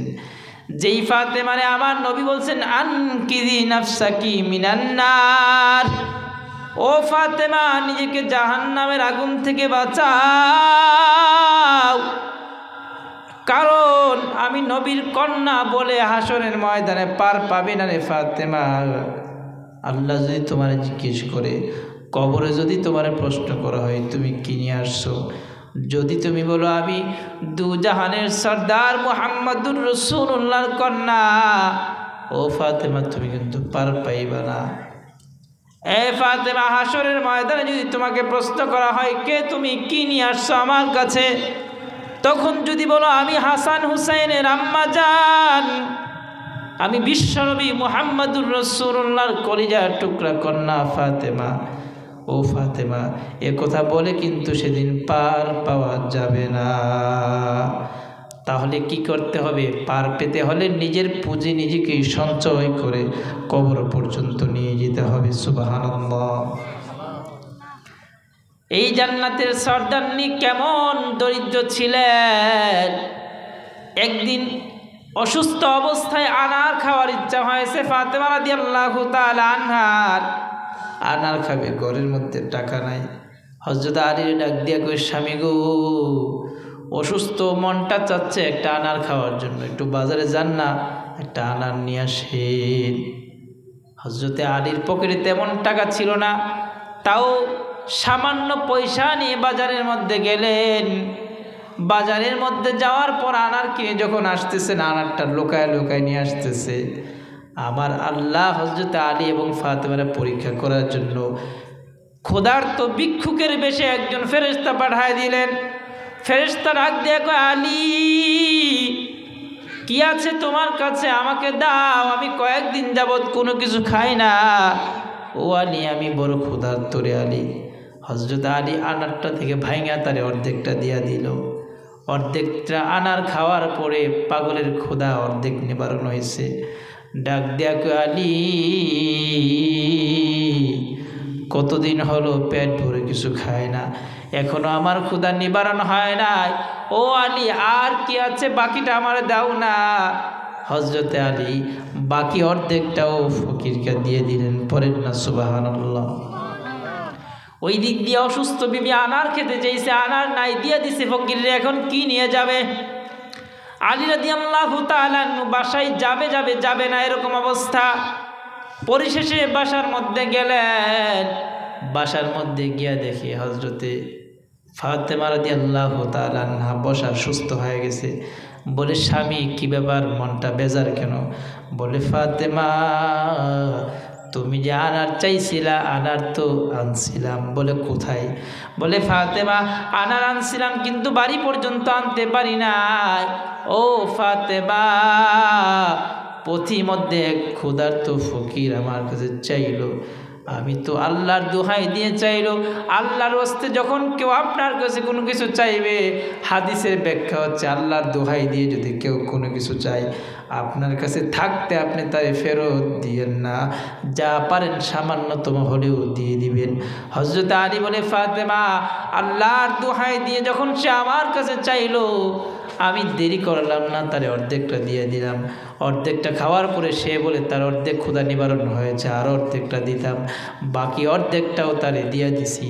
কিছুক্ষণ পরে নবীজির একজন সাহাবী সালমান আল ফারিসি রাদিয়াল্লাহু তাআলা আনহু সিরাতের কিতাবের মধ্যে আছে যেই সালমান ফার্সির হায়াত ছিল 350 বছর। সুবহানাল্লাহ। কয়শো বছর হায়াত পাইছে? নবীজির একজন সাহাবী, প্রবীণ সাহাবী সালমান আল ফারিসি, যিনি ঈসা নবীর উম্মত ছিলেন। ঈসা আলাইহিস সালাতু ওয়াস সালামের প্রায় আনুমানিক 150 বছর পরে উনি দুনিয়ায় আগমন করেছেন। ওখান থেকে আমার নবীজির উপরে ঈমান আনছে, প্রায় 350 বছর হায়াত পাইছে। এই সালমান ফার্সি মাথার মধ্যে একটা আনারের টুকরি নিয়া আলী রাদিয়াল্লাহু তাআলা ঘরের দরজায় এসে বলে, আলী দরজাটা খোলো, মাথাটা ফাইটা যাইতেছে। আলী রাদিয়াল্লাহু তাআলা দরজা খুললেন। বলে কি ব্যাপার? বলে আলী, এই নাও আনার। কে যেন নবীজির কাছে নিজের বাগানের প্রথম আনার বলে দিয়ে গেছে, আর বলছে এগুলো যেন তোমার কাছে পাঠিয়ে দেওয়া হয়। তো আলী রাদিয়াল্লাহু তাআলা এই আনারগুলোকে গনতেছে, গনে গনে দেখে আনার হচ্ছে 9টা। আলী বলে, সালমান, এগুলো আমার বাড়িতে না, তুমি মনে হয় মানুষ চিনতে ভুল করছো। পড়েন না সুবহানাল্লাহ। কেন মানুষ চিনতে ভুল করছি? বলে না, ভালো করে দেখো, আমার বাড়িতে তো 9টা আসবে না, এটা অন্য কারো বাড়িতে মনে পাঠাইছে। বলে আপনি আমার হাকিকতটা বলেন। হযরত আলী বলে, আমার বাড়িতে যদি আমার নবী যদি আমার বাড়িতে পাঠাতেন তাহলে আমার বাড়িতে 9টা আসতো না, আমার বাড়িতে আসতো তিলকা আশারাতুন কামিলা, 10টা। পড়েন না সুবহানাল্লাহ। কেন কেন? বলে শুনুন সালমান, আমি আজকে আসার সময় বাজার থেকে একটা আনার আমি ফকিরকে আল্লাহর ওয়াস্তে দান করেছি, আর আমার আল্লাহর ওয়াদা বড় সত্য। কোরআনে আমার আল্লাহ বলেছেন, মান জা বিল হাসানাতি ফালাহু আশরু আমসালিহা। আল্লাহ কোরআনে বলেছেন, যে ব্যক্তি একটা নেক আমল করবে আমি আল্লাহ তারে 10টা বদলা দান করব। সুবহানাল্লাহ। এই সালমান, আমি তো আমার আল্লাহ রাস্তায় একটা আনার দিয়েছি, আল্লাহ যদি আমারে দেন তাহলে 9টা দিবেন না, আল্লাহ বরাবর 10টায় আমাকে দান করবেন। পড়েন না সুবহানাল্লাহ। হযরতে সালমান বলে, আলী, এই কারণেই তো আমি একটা লুকায় রাখছি যে আনার 10টা হইল কেন, 9টা কেন হইল না, 11টা কেন হইল না, কারণটা কি? এটার জন্যই একটা আমি আমার বগলের নিচে লুকায় রাখছি। ও আলী, আজকে বুঝতে পারছি তুমি আমার আল্লাহর সাথে ব্যবসা করেছো। পড়েন না সুবহানাল্লাহ। এই টেকনাফের মুসলমান, এগুলো শুধু শোনার জন্য না, এখান থেকে নিজের জীবনে আমল করতে হবে। মরণ পর্যন্ত মেসেজ নিয়ে বাড়িতে যেতে হবে, মরণ পর্যন্ত আমল করার চেষ্টা করতে হবে। আজকে যে মামা ভাগিনার ব্যথা নিয়ে আজকে তাফসীরুল কোরআন প্রোগ্রামের আয়োজন করেছে, অনেক টাকা খরচ হয়েছে। আমি যে আসছি আমার অনেক কষ্ট হয়েছে। আপনারা এখন থাকতেন বিদেশি কম্বলের নিচে আরামসে ঘুমাইতেন, না ঘুমাইয়া রাত 11টা পর্যন্ত শীতের মধ্যে কষ্ট করে বসে আছেন। আপনাদেরও কষ্ট হচ্ছে। এই কষ্টগুলোর বিনিময় একটা জিনিসই আমাদের এখান থেকে নিয়ে যেতে হবে। অন্ততপক্ষে টোটাল বয়ান থেকে একটা বিষয় বাসায় নিয়ে যেতে হবে। এই বিষয়টা মরণ পর্যন্ত আমল করার চেষ্টা করতে হবে। ওই একটা বিষয় যদি মরণ পর্যন্ত আমল করতে পারেন তাহলে এই একটা বিষয়ের উসিলা আল্লাহ তাআলা আপনাকেও নাজাত দিবেন। আজকে যেই মামা তার ভাগিনার মহাব্বতে প্রোগ্রামের আয়োজন করেছেন, মামার টাকা পয়সা খরচটাও আল্লাহ কবুল করবেন। যেই ভাগিনা যাওয়ার বেলায়, বিদায় বেলায় মামারে বলছিল, মামা আমার জন্য তাফসীরুল প্রোগ্রাম করাবেন, মাহফিল করাবেন, ওই ভাগিনার মাহফিলটাও সাকসেস হবে। এই টেকনাফের মুসলমান, আমি বলতেছিলাম মৃত্যু কার কখন হবে, কোথায় হবে, এটা দুনিয়ার কেউ জানে না, একজন জানেন, তিনি কে? দুনিয়ার সমস্ত মানুষের হায়াত হচ্ছে সীমিত, কিন্তু আমার নবীর হায়াত সীমিত না। আমার নবীর হায়াতের ব্যাপারে আল্লাহ বলেন, আজরাইল যাও যাও আমার নবীরে বলে দাও, আমার নবীর হায়াত হবে ততদিন যতদিন আমার নবী দুনিয়ায় থাকতে চাইবে। নবী জিব্রাইলের কাছে অনুমতি নেয়, জিব্রাইল বলো বলো আমার আল্লাহর কি মর্জি? বলে পয়গম্বর আল্লাহ আপনার সাক্ষাৎ লাভে ধন্য হওয়ার জন্য অপেক্ষায় আছে। ও নবী আপনি চলে গেলে আমার আল্লাহ খুশি। আবার নবী ডাক দেয়া কয় আজরাইল দেরি করবা না, তাড়াতাড়ি আমার জান কবজ করে নাও। মৃত্যুর যন্ত্রণা আছে না নাই? আছে আছে। ইন্নালিল মাউতি সাকারাত, নিশ্চয়ই মৃত্যুর যন্ত্রণা 100% আছে এবং এটা চূড়ান্ত সত্য। এবার আসুন, দুনিয়ার কেউ তো আপনার মৃত্যুর যন্ত্রণার কথা বলে যেতে পারে নাই। আপনার দাদা কবরে চলে গেল, দাদা তো কোনোদিন এসে বলতে পারে নাই নাতি রে আমার যে 30 বছর আগে ওই আজরাইল আমার জান কবজ করছে, আমার এরকম এরকম কষ্ট দিছে। কোনো দাদা তার নাতি বলছে নাকি? কোনো বাবা তার সন্তানরে বলে গেছে নাকি? কিন্তু আমার নবী উম্মতদেরকে জানায় দিয়েছেন কিনা? আমার নবী যখন বললেন আজরাইল নিয়ে যাও আমারে আমার রবের সাক্ষাতে নিয়ে যাও, আজরাইল তখন আমার নবীর সিনার উপরে কেবলমাত্র হাতটা রাখছে। আমার নবী ডাক দেয়া কয় আজরাইল কি রেখেছো? আমার মনে হচ্ছে আমার উপরে 7 তবক জমিনটারে আইনা আমার বুকের উপরে রেখে দিছ। আল্লাহু আকবার। আজরাইল ডাক দেয়া কয় পয়গম্বর আমারে মাফ করবেন, আমার আল্লাহর আদেশ। আপনি হলেন এমন ব্যক্তি, আমার আল্লাহর আদেশ হলো আপনার জানটা পৃথিবীর শুরু থেকে শেষ পর্যন্ত যত মানুষের জান আমি কবজ করব, সব চাইতে সহজ করে যেন আসানের সাথে যেন আপনার জানটাকে কবজ করি। বেয়াদবি হলে আল্লাহ আমারে মাফ করবেন না। ও নবী আমার, আপনার জানটাকে সব চাইতে সহজভাবে কবজ করা হচ্ছে। এরপরে নবীজির কেমন কষ্ট হয়েছে শুনবেননি আপনারা? আমার নবী ডাক দেয়া কয় আজরাইল আমার মনে হচ্ছে তুমি ওই উহুদ পাহাড় কিংবা 7 তবক জমিনটারে আমার বুকের উপরে রেখে দিছো। ও আজরাইল তুমি কি আমার উম্মতদেরকে এরকম কষ্ট দিয়া যান কবজ করবো নাকি? হে আজরাইল আমার সমস্ত উম্মতের কষ্ট আমি নবীরে দিয়া দাও, তাও আমার উম্মতদেরকে কষ্ট দিও না। আল্লাহু আকবার। কেমন দয়ার নবী আমার, কেমন মায়ার নবী। এই টেকনাফের মুসলমান, আজকে আমরা নবী চিনলাম না, নবীর ভালোবাসায় নবীর সুন্নতগুলো পালন করতে পারি না। যেই নবী আজও মদিনায় উম্মতি উম্মতি বলে কান্না করে, হাসরে সমস্ত নবীরা বলবে ইয়া নাফসি ইয়া নাফসি, আমার নবী বলবেন ইয়া উম্মতি ইয়া উম্মতি। হাসরে সমস্ত নবীরা নিজের কথা চিন্তা করবে, আল্লাহ আমারে বাঁচাও আমারে বাঁচাও। আর আমার নবী বলবেন আল্লাহ আমার উম্মতরে বাঁচাও।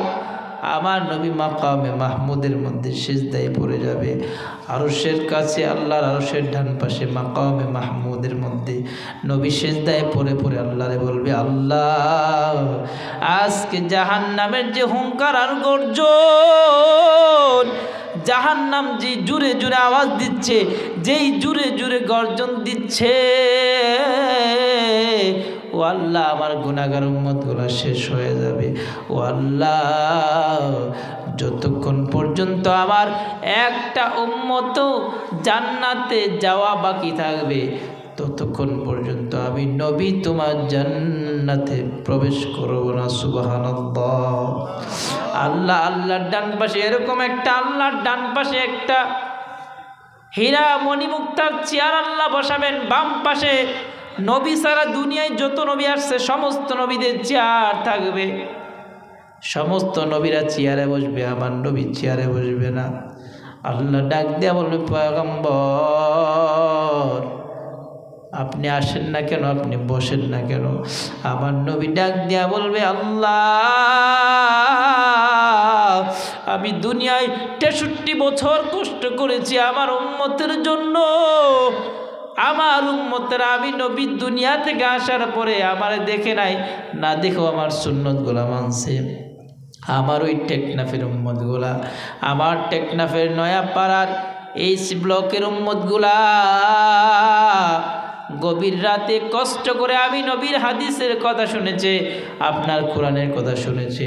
ও আল্লাহ, আজকে যদি আমি নবীর ওই উম্মতগুলারে মাফ না করেন, আমি আপনার বন্ধু মুহাম্মদুর রাসূলুল্লাহ আমার জন্য নির্ধারিত চেয়ারে বসবো না। সুবহানাল্লাহ। সেই দিন যদি নবী আপনার পক্ষে সাপোর্ট গায়, আপনার পক্ষে যদি নবী সুপারিশ করে বলে এটা আমার উম্মত, এটা আমার উম্মত, ও আল্লাহ আমার এই উম্মতকে যদি মাফ না করেন, আমি নবী জান্নাতে যাব না, আমি নবী আপনার চেয়ারে বসবো না, আমি নবী হাউজে কাউসারের পানি হাতে নিব না। ওই দিন আমার আপনার চাইতে সৌভাগ্যবান ব্যক্তি দুনিয়ায় আর কেউ হতে পারে না। ওই নবীর ভালোবাসার দরকার আছে না নাই? আচ্ছা, আপনাদের মধ্যে এমন কেউ আছেন নবীর স্বপ্নে দেখছেন? এমন কেউ আছেন? নবীর স্বপ্নে দেখার ইচ্ছা পৃথিবীর প্রত্যেকটা উম্মতের হৃদয়ে থাকা দরকার আছে না নাই? আপনাদেরকে একটা আমল শিখাই দেওয়া যাব। এটা পরীক্ষিত আমল, বুজুর্গদের আমল, যদি করতে পারেন আশা করা যায় নবীরে ঘুমের ঘরে স্বপ্নে দেখবেন। নবীরে যে ব্যক্তি স্বপ্নে দেখবে, নবী বলেন যে ব্যক্তি আমার স্বপ্নে দেখলো সে যেন অবশ্যই আমাকেই দেখলো, আর যে আমাকে স্বপ্নে দেখবে তার উপরে আল্লাহ জাহান্নামকে হারাম করে দিয়েছেন। পড়েন না সুবহানাল্লাহ। আবার আমার নবীর মদিনার রওজা আথার, যেখানে হাজী সাহেবরা গিয়ে সালাম দিয়ে আসসালাতু ওয়াসসালামু আলাইকা ইয়া রাসূলুল্লাহ, নবীর রওজা আথারের ব্যাপারে আমার নবী বলেন মান যারা কবরি ওয়াজাবাত লাহু শাফাআতি, যে ব্যক্তি আমার কবর জিয়ারত করবে, আমার রওজা মুবারকে আসবে, আমার রওজা মুবারক জিয়ারত করবে, আমি নবীর সালাম দিবে সরাসরি, তার জন্য সুপারিশ করা আমি নবীর উপর ওয়াজিব হয়ে যায়। সুবহানাল্লাহ। তাহলে সবাই তো হজ করতে পারবে না, সবার তো এরকম টাকা নাই, আছে নাকি? সবাই তো নবীর রওজায় যেতে পারবে না, কিন্তু স্বপ্নে দেখার ইচ্ছাটা সমস্ত মানুষের আছে না নাই? সে চাইলে আমল করলে নবীর স্বপ্নে দেখতে পারবে কি পারবে না? এবার আসুন আমি নবীর এক আশিকের কাহিনী আপনাদেরকে শোনাই। চার মাযহাবের প্রসিদ্ধ এক মাযহাব মালিকি মাযহাবের ইমামে মালিক রাহমাতুল্লাহি আলাইহি 70 বছর মদিনায় হাদিস পড়িয়েছেন। হাদিসের সাথে 70টা বছর তার জীবন কেটেছে। বড় ব্যবসায়িকের ছেলে, বড় কাপড় বিক্রেতার ছেলে, নিজেও কাপড় ব্যবসা করেছেন, বাবাও ছিল বিশাল বড় কাপড়ের ব্যবসায়ী। 70 বছরের মধ্যে জীবনেও কোনোদিন আল্লাহর বান্দা মদিনার মাটি দিয়া জুতা পায়ে হাঁটেন নাই। আল্লাহু আকবার। চিন্তা করছেন 70 বছর একটা মানুষ জুতা পায়ে না দিয়ে হাঁটা কত বড় কোরবানির বিষয়। প্রশ্ন করা হলে ইমাম মালিক, আপনি তো ধনী একজন ব্যক্তি, বাবা ছিল বিশাল বড় ব্যবসায়িক, আপনিও তো ব্যবসায়িক মানুষ, টাকার তো কোনো অভাব নাই, চাইলে প্রতিদিন জুতা পরিবর্তন করতে পারেন, কিন্তু ইমাম মালিক কই জীবনেও তো আপনি জুতা পায়ে দিলেন না। ইমাম মালিক আমার নবীর এত বড় আশিক, ডাক দিয়া বলে ও ভাই শোনো শোনো, আমি আমার নবীর এত বড় আশিক, এই জমিন দিয়ে আমার নবী খালি পায়ে হাঁটছে, আমার নবী এই জমিন দিয়ে হেঁটেছেন, কোথায় নবীর পা লেগেছে আমি ইমাম মালিক দেখি নাই, আমি জানিও না, কারণ আমি নবীর দেখি নাই, নবীর সাহাবীর দেখছি। ইমাম মালিক হচ্ছেন একজন তাবি। ইমাম মালিক বলেন আমি এই জন্য মদিনায় জুতা পায়ে চলি না, আমার জুতা পাওয়ালা পাটা যদি আমার নবী যেই দিক দিয়ে হেঁটেছেন ওই নবীর পায়ের বরাবর যদি আমার জুতাওয়ালা পাটা লেগে যায়, ওইখানে যদি আমার পা পড়ে, এটা আমার নবীর সাথে বেয়াদবি হবে, আর আমি নবীর উম্মত হয়ে বেয়াদবি সহ্য করতে পারবো না। সুবহানাল্লাহ। 40 বছরের মধ্যে জীবনেও তিনি মদিনার এরিয়াতে, মদিনার বাউন্ডারির মধ্যে প্রস্রাব পায়খানা করে নাই। প্রশ্ন করা হলো ইমাম মালিক কি ব্যাপার, প্রস্রাব পায়খানা দৌড়লেই কেন দৌড়ায় চলে যান, দৌড়ায় বহুদূর কেন চলে যান? ইমাম মালিক ডাক দেয়া কয়ে নবীর উম্মত ও আল্লাহর বান্দা শোনো শোনো, যেই জমিনে আমার নবী শুয়ে আছেন ওই জমিনের মধ্যে আমি প্রস্রাব পায়খানা করলে আমার নবীর সাথে বেয়াদবি হবে, আমি এটা বরদাস্ত করতে পারবো না। এই জন্য ইমাম মালিক 40টা বছর প্রস্রাব পায়খানার বেগ হলেই মদিনা থেকে বহু দূরে চলে যাইতেন, দৌড়ায় চলে যাইতেন। প্রস্রাব শেষ করে পায়খানা করার পরে ওখান থেকে দৌড়ায় আবার চলে আসতেন। এই ইমাম মালিকের জীবনের আরেকটা ইচ্ছা হলো মদিনায় যেন তার মরণ হয়, যেই শহরে নবী শুয়ে আছে ওই শহরেই যেন তার মরণটা হয়। সুবহানাল্লাহ। কেমন ইচ্ছা, কেমন নবীর আশেক যে আমার নবী এখানে শুয়ে আছে, আমিও যেন আমার মরণটাও যেন মদিনায় হয়, আমি যেন আমার নবীর পাশে শুইতে পারি। পড়েন না সুবহানাল্লাহ। হাদিসে পাকে এসেছে আল্লাহ মানুষকে ওই জায়গার মাটি দিয়েই বানাইছেন যেই জায়গায় তার দাফন করা হবে। পড়েন না সুবহানাল্লাহ। মানে আমার আপনার মরণের পরে যেখানে আমার দাফন হবে ওই জায়গাটার মাটি আমাকে বানানোর সময় আল্লাহ ফেরেশতাদের মাধ্যমে ওখানকার মাটি নিয়েছেন। হাদিসের মধ্যে আসছে আল্লাহ নবী বলেন, আমি আবু বকর এবং উমরকে আল্লাহ তাআলা এক জায়গার মাটি দিয়ে বানাইছেন। সুবহানাল্লাহ। এটা নবীজি দুনিয়া থেকে বিদায় হওয়ার আগের কথা। কখনকার কথা? আগের কথা। এখন হিস্ট্রিটা শুনেন। হাদিসের মধ্যে আসছে মানুষ যেখানে মৃত্যুবরণ করবে ওই যেখানে তার কবর হবে ওই জায়গার মাটি দিয়েই তাকে বানানো হয়েছে। বলতে বলতে আমার নবী বলেন, আল্লাহ আমার এবং আবু বকর উমরের, আমি আবু বকর উমর এই তিনজনকে আল্লাহ তাআলা একই জায়গার মাটি দিয়ে বানাইছে। সুবহানাল্লাহ বলবেন না? নবীজির রওজাটা হয়েছে, নবীজির কবরটা হয়েছে আম্মা জান আয়েশা সিদ্দিকা রাদিয়াল্লাহু তাআলা আনহার হুজরার ভিতরে, মানে ঘরের ভিতরে।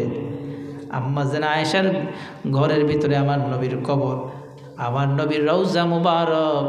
আমার নবী ইন্তেকালের পূর্বে বলে গিয়েছে যে আবু বকরকে যেন আমার ডান পাশে কবর দেওয়া হয়। ওমরেরটা বলে যায়নি। কারটা বলে গেছে? আবু বকরেরটা, যে আবু বকর আমার দুনিয়ার লাইনের বন্ধু ছিল, দুনিয়াতে আমার সবচেয়ে বেশি সঙ্গ দিয়েছে যে সে হচ্ছে আমার সাহাবী আবু বকর। নবী বলছে আবু বকরকে আমার ডান পাশে শোয়ায়। আবু বকরের জন্য জায়গাটা নির্ধারিত আছে। এবার বাম পাশের জায়গাটা খালি, বাম পাশের জায়গাটা কারোর জন্য বলে নাই, কিন্তু নবী যখন জীবিত ছিলেন তখন বলছে কি যে আবু বকর উমর এবং আমাকে আল্লাহ একই জায়গার মাটি দিয়ে বানাইছে, তার মানে আমাদের তিনজনের কবর হবে এক জায়গায়।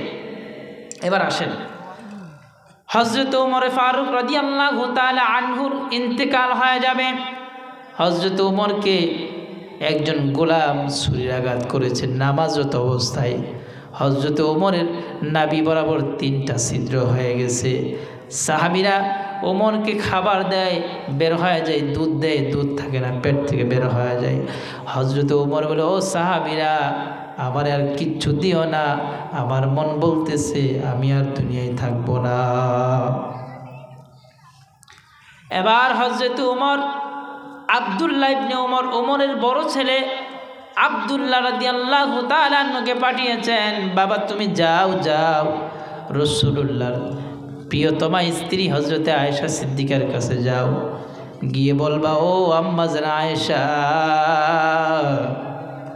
আমার বাবা ওমরের ব্যাপারে আপনি নিশ্চয়ই শুনেছেন, দুশমনের ছুরির আঘাতে আমার বাবা আহত হয়েছে। আমার বাবা বলছেন নবীর বাম পাশের জায়গাটায় আমার বাবার একটু শোয়ার অনুমতি দেওয়া যায়নি। আল্লাহু আকবার। অথচ এই জায়গাটা এখন আয়েশা সিদ্দিকা রাদিয়াল্লাহু তাআলা আনহা বলেন, এ আব্দুল্লাহ শোনো শোনো, চোখের পানি ছেড়ে দিয়ে বললেন, আব্দুল্লাহ আমার বাবা আমার নবীর ডান পাশে শুয়েছেন, আর আমার নবীর রওজাটা হচ্ছে আমার ঘরের মধ্যে। বাম পাশের জায়গাটা রাখছিলাম আমি আয়েশা নিজের জন্য, যে আমি আয়েশা আমার নবীর সাথে দুনিয়ায় ছিলাম নবীজির স্ত্রী হিসাবে, মরণের পরও আমি আমার নবীর পাশে শুইতে চাই, মরণের পরও আমি আমার স্বামীর পাশে শুইব, আমার নবীর পাশে শুইব। কিন্তু যেহেতু নবীর সাহাবী ওমরের মতো ব্যক্তি চাইছে, আমি ওই জায়গাটা আমার জন্য রাখলাম না। যাও যাও তোমার বাবার গিয়া সুসংবাদ দাও, ওই জায়গাটা আমি ওমরের জন্য কুরবানি করে দিলাম। সুবহানাল্লাহ। তাইলে এখানে যদি আয়েশা সিদ্দিকা রাদিয়াল্লাহু তাআলা আনহা যদি মৃত্যুবরণ করতেন আগে, 11টা বাজে, শেষ করে দেবো কিছুক্ষণের মধ্যে। আপনাদের কষ্ট হচ্ছে? 10 মিনিট চলবে আরো? আমি চলে যেতে হয়, আবার কালকে প্রোগ্রাম হচ্ছে খাগড়াছড়ি জেলা মাটিরাঙ্গা উপজেলা, অনেক দূর। আমার জন্য একদিন ওয়েট করবে হোয়াইটকংয়ে, আমার যিনি ওয়াজের লাইনের গুরু, মানে যিনি আমাকে এই পথে আনছেন, উনি হোয়াইটকংয়ে এখন মনে আলোচনা করে নেমে গেছে। ওনাকে আমি বলছি যে আপনি আধা ঘন্টা আমার জন্য ওয়েট করবেন, আমি প্রোগ্রাম শেষ করে আপনাকে কল দিব, আমি যে কোনো গাড়ি ধরে আপনার কাছে চলে আসবো ইনশাআল্লাহ। উনি আমার জন্য ওয়েট করবে ইনশাআল্লাহ, আমার জন্য গাড়ি নিয়ে ওয়েট করতেছে অলরেডি মনে হয়। তো বলছিলাম আয়েশা সিদ্দিকা রাদিয়াল্লাহু তাআলা আনহা যদি আগে ইন্তেকাল করতেন তাহলে নিশ্চয়ই নবীজির বাম পাশে ওনাকে শোয়ানো হতো, যেহেতু উনার ঘরে নবীজির কবর এবং নবীজির ডান পাশে হচ্ছে ওনার বাবা। কিন্তু নবীজি কি বলে গেছে যে আমার এবং আবু বকর এবং উমরকে আল্লাহ তাআলা একই জায়গার মাটি দিয়ে সৃষ্টি করছে, তার মানে আমাদের তিনজনকে একই জায়গার মধ্যে কবর দেওয়া হবে। সুবহানাল্লাহ বলবেন না? এটা নবীজি দুনিয়ায় থাকতে বলে গেছেন। তার মানে বোঝা গেল রাসূলুল্লাহর এই ভবিষ্যৎবাণী থেকে বোঝা গেল পৃথিবীর যে যেখানে মৃত্যুবরণ করে যার যেখানে কবর হয় ওই জায়গার মাটি থেকে কিছু অংশ নিয়ে আল্লাহর ওই বান্দাকে বানানো হয়েছে। পড়েন না সুবহানাল্লাহ। এরই পরিপ্রেক্ষিতে যদি শেখ আফ্রিদি আমাদের আজকের প্রিয় ভাই, যার উদ্দেশ্যে আজকের এই প্রোগ্রাম, আমরা বলতে পারি তার ইন্তেকালটা সে যদি শহীদ হয়ে থাকে ওই সাগরের ওখানে, তাহলে নিশ্চয়ই সে হয়তোবা তার শহীদি লাশটা অবশ্যই কোনো এক গন্তব্যে গিয়ে ঠেকবে, মানে হচ্ছে মাটির সাগরের তলে গিয়ে ঠেকবে। তার মানে বোঝা গেল যে আল্লাহ হয়তোবা ওই জায়গার মাটিটা নিয়েই তাকে বানিয়েছেন, যে কারণে আল্লাহ তার ভাগ্যে ওখানেই শাহাদাতের মৃত্যু নসিব করেছেন। পড়েন না সুবহানাল্লাহ। আমরা আজকে তার জন্য প্রাণ ভরে দোয়া করব। এর আগে আরেকটু শুনে নিই। তাহলে আপনারা আমার এতটুকু আলোচনা থেকে কি বুঝলেন? পৃথিবীর সমস্ত জিনিস আল্লাহ মানুষকে জানাইছেন, কিন্তু কয়টা জিনিস জানান নাই? সবাই বলে না কয়টা? হাতটা উঁচু করেন, সবাই হাতটা উঁচু করেন। হ্যাঁ, বন্ধ করেন, নামায়েন না, বন্ধ করেন। আমি সবকগুলো আপনাদেরকে শিখাই দিয়ে যাই, মুসলমান হিসেবে এগুলো জানা থাকা দরকার। এগুলো হচ্ছে এমন গুরুত্বপূর্ণ জিনিস যে এগুলোর সাথে যদি আপনি পার্থক্য করেন তাহলে শিরকের গুনাহ হয়ে যাবে। তাহলে পৃথিবীর সমস্ত জিনিসের জ্ঞান আল্লাহ মানুষকে জানাইছে, কিন্তু কয়টা জিনিস ছাড়া? আবার হাতটা মুট করেন। কি কি? 5টা। 1 নাম্বার, একটা আঙ্গুল ছেড়ে দেন। 1 নাম্বার, গায়েবের খবর পৃথিবীর কেউ জানে না, জানেন যিনি তিনি কে? 2 নাম্বার, বৃষ্টি কখন হবে, কোথায় হবে, কতটুকু হবে কেউ জানে না, যিনি জানেন তিনি কে? 3 নাম্বার কি? গর্ভ অবস্থায় মায়ের গর্ভে, মায়ের রেহেমে ছেলে না মেয়ে, কালো না সাদা, খাটো না বেটে, প্রতিবন্ধী না ভালো, এক কথায় মায়ের গর্ভে কি আছে এটা পৃথিবীর কেউ জানে না, জানেন কে? কয় নাম্বার গেল? 3 নাম্বার। 4 নাম্বার, আমি আগামীকাল কি খাবো, আমি আগামীকাল মাটিরাঙ্গাতে প্রোগ্রাম করব, নিয়ত করে বের হয়েছি, আমি পৌঁছতে পারবো কি পারবো না, আমি কি সেখান পর্যন্ত সুস্থ অবস্থায় যাব না লাশ হয়ে যাব, এটা পৃথিবীর কেউ জানে না, জানেন যিনি তিনি কে? নাকি পীর বাবা জানে? আমাদের টেকনাফের বড় হুজুর জানে? বাইতুল মুকাররমের খতিব তো জানে। আচ্ছা, উনি না, বাইতুল্লাহর ইমাম তো অবশ্যই জানবে, জানে না? শিওর 100%? তাইলে 4 নাম্বার গেল, আগামীকাল কি অর্জন করব, মানুষ কি কামাই করবে, অর্থাৎ আমি কি করব এটা আমিও জানি না, আমার বাবাও জানে না, আমার পীর বাবাও জানে না, আমার উস্তাদও জানে না, যিনি জানেন তিনি কে? নাম্বার 5, আমি কোথায় মৃত্যুবরণ করব, কোন জমিনে আমার মাটি হবে, এটা পৃথিবীর কেউ জানে না, জানেন যিনি তিনি কে? আল্লাহ। তাহলে এখান থেকে মৃত্যুর ব্যাপারে আপনাদেরকে শুনাইলাম যে পৃথিবীর প্রত্যেকটা মানুষ মৃত্যুবরণ করতে হবে এবং মৃত্যুর অবশ্যই যন্ত্রণা হবে। যে যত বেশি নেক আমল করবে তার মরণটা তত সহজ হবে, আর যে যত বেশি গুনাহ করবে তার মরণ তত বেশি কঠিন হবে। কঠিনের বেলায় আল্লাহ নবী বলেন, আজরাইল ফেরেশতা বলে যার মরণটা সবচেয়ে সহজ হবে তার মরণটাও একটা খাসিকে জীবন্ত অবস্থায় তার চামড়াগুলো উল্টায়া ছিঁড়ে ফেললে যেরকম কষ্ট হবে তার চাইতে 70 গুণ বেশি কষ্ট হবে একটা সামান্য যার মৃত্যুর যন্ত্রণা হবে তার এরকম সর্বনিম্ন কষ্ট হবে। তার মানে এই মৃত্যুর যন্ত্রণা থেকে আমাদের পাড়া চাওয়ার দরকার আছে না নাই? নবীজিরও কষ্ট হয়েছিল কি হয়েছিল না? নবীজি হচ্ছেন পৃথিবীর সর্বশ্রেষ্ঠ মানুষ, যার কাছে আজরাইল অনুমতি নিতে আসছে ওই মানুষটারও কষ্ট হয়েছে। তাহলে চিন্তা করেন আমাদের কেমন হবে। আল্লাহ আমাদের সকলকে মৃত্যুর যন্ত্রণা থেকে হেফাজত করুন, পড়েন আমিন। এই উপস্থিতি আমি হাদিস তিলাওয়াত করেছিলাম, আল্লাহ নবী বলেন মান মাতা ফাকাদ কামাত কিয়ামাতুহু। আবার বলেন দুইটা হাত উঠান, একটা হাত উঠান, দুইটা আঙ্গুল ছেড়ে দেন। মানুষের কিয়ামত হচ্ছে কয়টা? কয়টা? একটা হচ্ছে কিয়ামতের সুগরা, একটা কি বাংলায় বলেন ছোট কিয়ামত, একটা কি আরেকটা হচ্ছে বড় কিয়ামত। ছোট কিয়ামত হচ্ছে যেই ব্যক্তিটা মৃত্যুবরণ করবে ওই মরণটাই তার জন্য কিয়ামতের সুগরা তথা ছোট কিয়ামত। প্রত্যেক মানুষের মরণ তার জন্য কত নম্বর কিয়ামত? ছোট কিয়ামত। আর পৃথিবী যখন তোলার মতো উড়ে যাবে ওইটা হচ্ছে সবার জন্য বড় কিয়ামত। আজকের এই বয়ান থেকে এই 5টা জিনিস এবং এই 2টা বিষয় মনে রাখা যাবে তো ইনশাআল্লাহ। তাইলে গায়েবের খবর দেওয়ার ব্যাপারে আল্লাহ ছাড়া কাউকে অংশীদার করা যাবে? বৃষ্টির ব্যাপারে আবহাওয়া অফিসারদেরকে সর্বোচ্চ বিশ্বাস করা যাবে? মায়ের রেহমের মধ্যে কি আছে ছেলে না মেয়ে এটা আলট্রাসোনোগ্রাফির উপরে পরিপূর্ণ বিশ্বাস স্থাপন করা যাবে?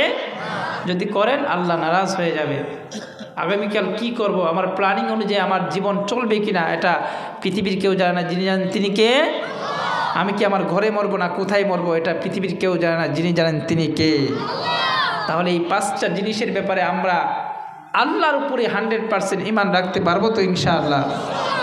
প্রিয় উপস্থিতি, আমি লম্বা পথ জার্নি করে আসছি, গলার মধ্যে একটু প্রেশার পড়ছে, যে কারণে আসলে আমার ইচ্ছা ছিল আমি আরেকটু মন খুলে আপনাদেরকে শোনাবো। আপনারা ইউটিউব থেকে রমজান আল জামি মারলে ইউটিউবে আমার অসংখ্য আলোচনা আছে বাংলাদেশ এবং ভারতের। আমি ভারতেই বেশি থাকি, গত সিজনে 70 দিন ভারতে ছিলাম, আর ওই পাশে আমার পরিচিতিটা একটু বেশি। আসাম, ত্রিপুরা, মেঘালয়, ওয়েস্ট বেঙ্গল, এই 4টা রাজ্যে, মানে বাংলাদেশের চতুর্পাশে 4টা রাজ্য আছে, শুধু দক্ষিণ সাইডটা বাদে। এই 4টা রাজ্যে আমার পরিচিতি ভালো, এই জন্য আপনারা দোয়া করবেন। আমি টেকনাফের মাটিতে ইনশাল্লাহ বারবার আসব। আমার প্রিয় বন্ধুবর সালামত, হাফেজ সালামত সাহেব, আমার প্রিয় ভাই রহমতুল্লাহ ভাই, ওনারা মহব্বত করেন আমাকে। আমি আশাবাদী ইনশাল্লাহ কোরআনের অন্য একটি প্রোগ্রামে আবার আপনাদের সাথে সাক্ষাৎ হয়ে যাবে, পড়েন আমিন। আল্লাহ কোরআনের এই ময়দানে বারবার আমাদেরকে একত্রিত হওয়ার তৌফিক দান করেন, পড়েন আমিন। আজকের এই প্রোগ্রামটাকে আমাদের এবং শহীদ শেখ আফ্রিদি এবং তার মা শাহিদা নূর আয়েশা ওনাদের নাজাতের উসিলা হিসেবে কবুল করেন, পড়েন আমিন। আমার প্রিয় ভাই সৈয়দ হুসেন সহ ওনার আরও যারা ভাই বোন আছে, আল্লাহ সকলকেই এই মাহফিলটা সকলের জন্য নাজাতের উসিলা হিসেবে কবুল করেন, পড়েন আমিন। ভাইজানের পক্ষ থেকে কিছু বলবেন? আচ্ছা, এই তারপর কি মনে মাঝখানে দিয়ে দিবে না শেষ হলে দিয়ে বাজাতে শেষে না? আচ্ছা প্রিয় উপস্থিতি, তাইলে আপনারা সকলে ইনশাল্লাহ তাবারক নিয়ে যাবেন আমার সৈয়দ ভাই ওনার বাগিনার আত্মার মাগফিরাতের জন্য। আমরা যতটুকু অনুমান করতেছি, যেহেতু দীর্ঘ 1 বছর ধরে খবর নাই, যেহেতু এটা আধুনিকতার যুগ, এই যুগে একটা মানুষ চূড়ান্ত মূর্খ হইলেও তার আত্মীয়দের কাছে যে কোনোভাবে খবর পৌঁছানো যায়। তো আমরা আশা করছি, মনে হয় সম্ভবত আল্লাহর বান্দাকে আল্লাহ তার নিজের কাছে তুলে নিয়েছেন। আমরা ইনশাল্লাহ তার জন্য প্রাণ খুলে দোয়া করব। আর আজকের তাবারুকটা তার ইসালে সাওয়াবের উদ্দেশ্যেই হয়ে যাক। আমরা তার এবং তার মায়ের ইসালে সাওয়াবের উদ্দেশ্যে একবার সূরা ফাতিহা, 3বার সূরা ইখলাস এবং একবার দুরূদ শরীফ পড়ি। আউযু বিল্লাহি মিনাশ শাইতানির রাজিম। বিসমিল্লাহির রহমানির রহিম। আলহামদুলিল্লাহি রাব্বিল আলামিন আর রহমানির রহিম মালিকি ইয়াউমিদ্দিন। ইয়াকা না'বুদু ওয়া ইয়াকা নাস্তাঈন। ইহদিনাস সিরাতাল মুস্তাকিম সিরাতাল লাযীনা আন'আমতা আলাইহিম গায়রিল মাগদুবি আলাইহিম ওয়ালাদ-দাল্লিন। বিসমিল্লাহির রহমানির রহিম। কুল হুয়াল্লাহু আহাদ আল্লাহুস সামাদ লাম ইয়ালিদ ওয়া লাম ইউলাদ ওয়া লাম ইয়াকুল লাহু কুফুওয়ান আহাদ। বিসমিল্লাহির রহমানির রহিম। কুল হুয়াল্লাহু আহাদ আল্লাহুস সামাদ লাম ইয়ালিদ ওয়া লাম ইউলাদ ওয়া লাম ইয়াকুল লাহু কুফুওয়ান আহাদ। বিসমিল্লাহির রহমানির রহিম। কুল হুয়াল্লাহু আহাদ, আল্লাহুস সামাদ, লাম ইয়ালিদ ওয়া লাম ইউলাদ ওয়া লাম ইয়াকুল লাহু কুফুয়ান আহাদ। আল্লাহুম্মা সাল্লি আলা মুহাম্মাদিন ওয়া আলা আলি মুহাম্মাদ কামা সাল্লাইতা আলা ইব্রাহিম ওয়া আলা আলি ইব্রাহিম ইন্নাকা হামিদুম মাজিদ। আল্লাহুম্মা বারিক আলা মুহাম্মাদিন ওয়া আলা আলি মুহাম্মাদ কামা বারাকতা আলা ইব্রাহিম ওয়া আলা আলি ইব্রাহিম ইন্নাকা হামিদুম মাজিদ। আমি বলে গিয়েছিলাম আপনারা হচ্ছেন আমাদের মুহাজির। আপনারা কি মুহাজির? আপনারা হচ্ছেন মাজলুম। আপনারা কি? জালিমের 1000 বছর আর মাজলুমের একদিন। ইনশাআল্লাহ অচিরেই নদীর পানির স্রোত উল্টো দিকে ঘুরবে ইনশাআল্লাহ।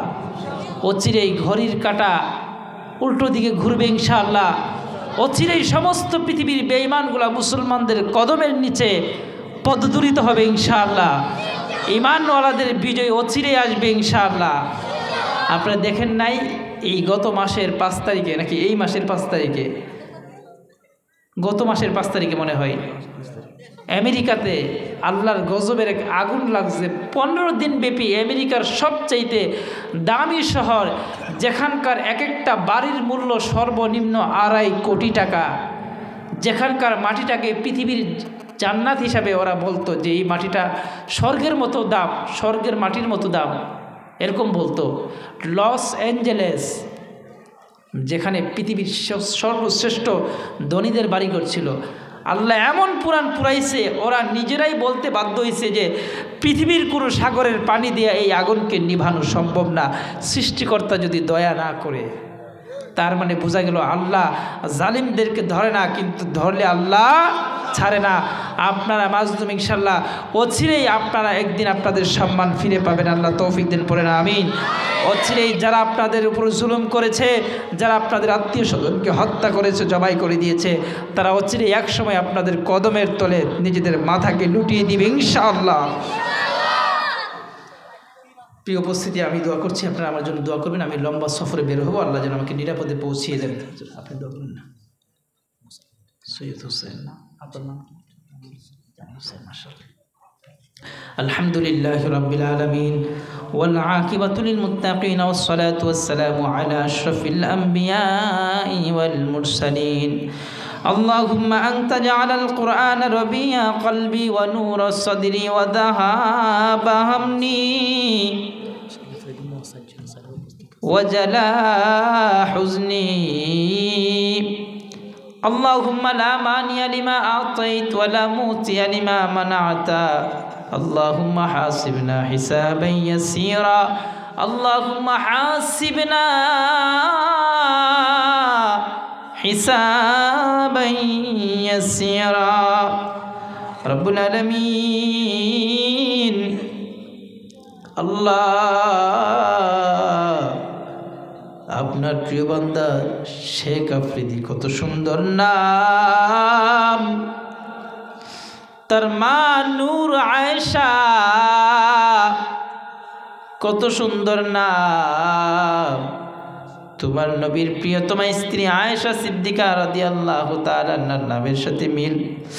রব্বুল আলামিন দুইজন গত 1 বছর আগে আল্লাহ মালয়েশিয়া যাওয়ার পথে আল্লাহ সাগরের তীব্র ঝড় তুফানে আল্লাহ ওনাদের বহনকারী আয় আল্লাহ বুটটি বিধ্বস্ত হয়ে আল্লাহ সম্ভবত ওনাদেরকে আল্লাহ আপনি ডেকে নিয়েছেন আপনার দরবারে। আল্লাহ 1 বছর ধরে কোনো খবর নাই, মামা মামি আয় আল্লাহ আদরের ভাগিনাকে হারায় ফেলছে, নানি তার আদরের নাতি শেখ আফ্রিদিকে হারায় ফেলছে। আল্লাহ আল্লাহ আপনার বান্দা ওখানে যাওয়ার আগে মামাদেরকে নাকি বলেছিল আমার জন্য একটা মাহফিল পড়ায়েন, আমার জন্য আলেমদেরকে দাওয়াত দিয়ে কোরআনের পাখিদেরকে জমা করে একটা জান্নাতি প্যান্ডেল করে কোরআনের কথা শোনায় দিয়েন। আল্লাহ আমি মুসাফির মানুষ, আমার দোয়া কবুল হবে। আমি গুনাহগার, আমার দোয়া কবুল হবে না, কিন্তু আমি তো মুসাফির, মুসাফিরের দোয়া কবুল হয়। আল্লাহ, আপনার কোরআনের তো অনেক সম্মান, কোরআনের তো অনেক মর্যাদা, কোরআনের মতো কোনো কিতাব নাই, কোরআনের কথার মতো দামি কথা দুনিয়ায় নাই।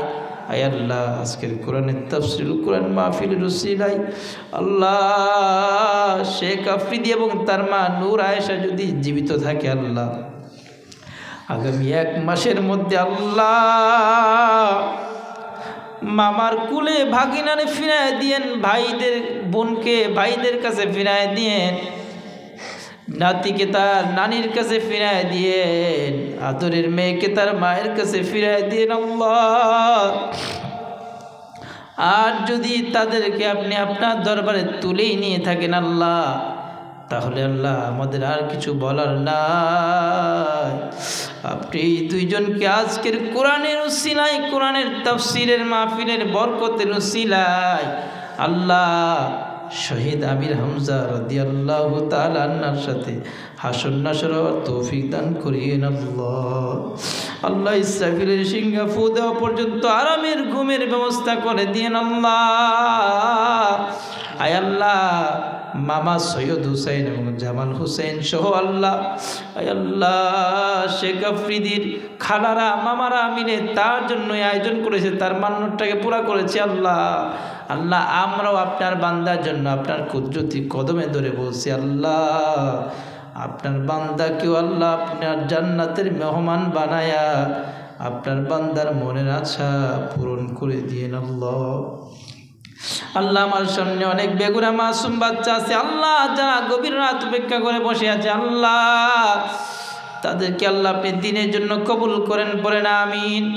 আল্লাহ, সাদা দাড়িওয়ালা অনেক মুরব্বী আছে আল্লাহ, বাবাদেরকে কবুল করেন, জীবনের গুনাহ খাতা মাফ করে দেন। পর্দার অন্তরালে আমার মা বোনেরা আছে আল্লাহ, আমার মা বোনদেরকে মাফ করে দেন। মা বোনদের গর্ভ থেকে আবার বাইজিদ বুস্তামি, আবার শাহজালাল ইয়ামানি, আয় আল্লাহ আবার কুতুবউদ্দিন বখতিয়ার কাকি, জালালউদ্দিন রুমি, আয় আল্লাহ খানজাহান আলী আমানত শাহ, আল্লাহ এরকম আল্লাহ আপনার প্রিয় বান্দাদেরকে তৈরি করে দেন আল্লাহ। আয় আল্লাহ, আজকে যত টাকার তাবারক আল্লাহ আপনার বান্দাদেরকে দেওয়া হচ্ছে আল্লাহ, প্রত্যেকটা টাকার সব আল্লাহ বহু গুণে বাড়াইয়া ওই শেখ আফ্রিদির আল্লাহ শহীদ শেখ আফ্রিদির কাছে রুহে পৌঁছায় দিয়েন আল্লাহ। আল্লাহ তার মায়ের রুহে পৌঁছায় দিয়েন আল্লাহ, তাদের আত্মাকে আল্লাহ ইল্লিয়িনে পৌঁছায় দেন আল্লাহ রব্বুল আলামিন। আল্লাহ, আমি এক মুসাফির আল্লাহ, আমার সামনে আছে একদল মুহাজির আল্লাহ, যারা কেবল মুসলমান হওয়ার কারণে আল্লাহ নিজের মাতৃভূমি ছেড়িয়া আল্লাহ নিজের দেশ ছেড়ে, বাড়িঘর ছেড়ে, আত্মীয় স্বজনকে ছেড়ে আল্লাহ চলে আসছে। জালিমরা জুলুম করে করে সেই 15 বছর 16 বছর আগে তারাই দিয়েছে। আল্লাহ, তারা জানেন তারা কত বড় অসহায়। আল্লাহ, বান্দার যখন কেউ থাকে না তখন থাকেন আপনি আল্লাহ, উম্মতের যখন কেউ থাকে না তখন থাকেন উম্মতের নবী,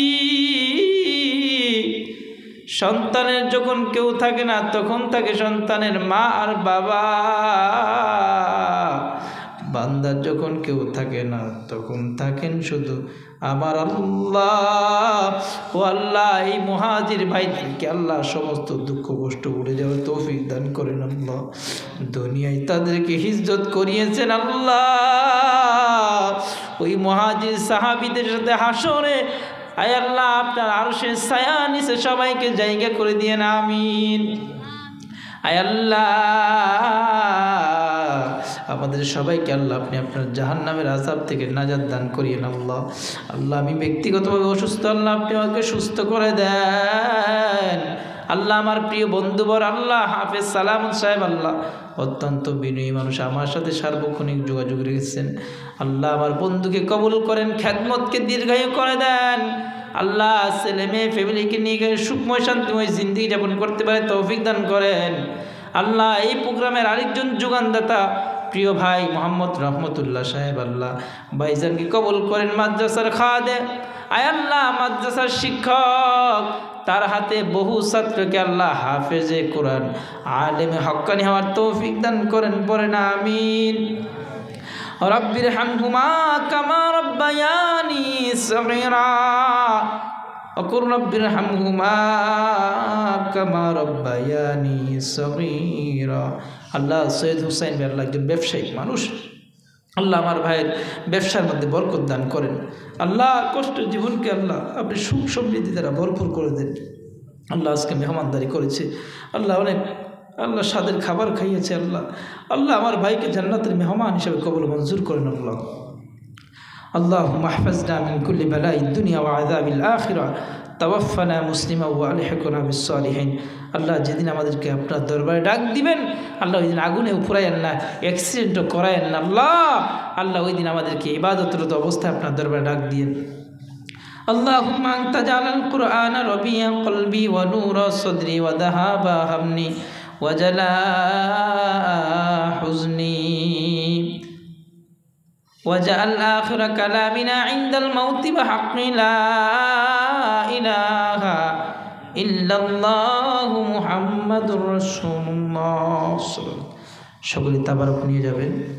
আপনাদের জন্য আমার সৈয়দ হোসেন ভাই মেহমানদারি ব্যবস্থা করছে, নিয়ে যাবেন ইনশাআল্লাহ।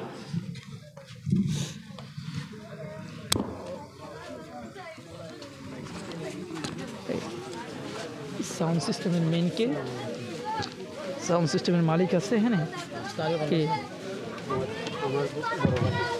না আপনার সাউন্ড সিস্টেমের নাম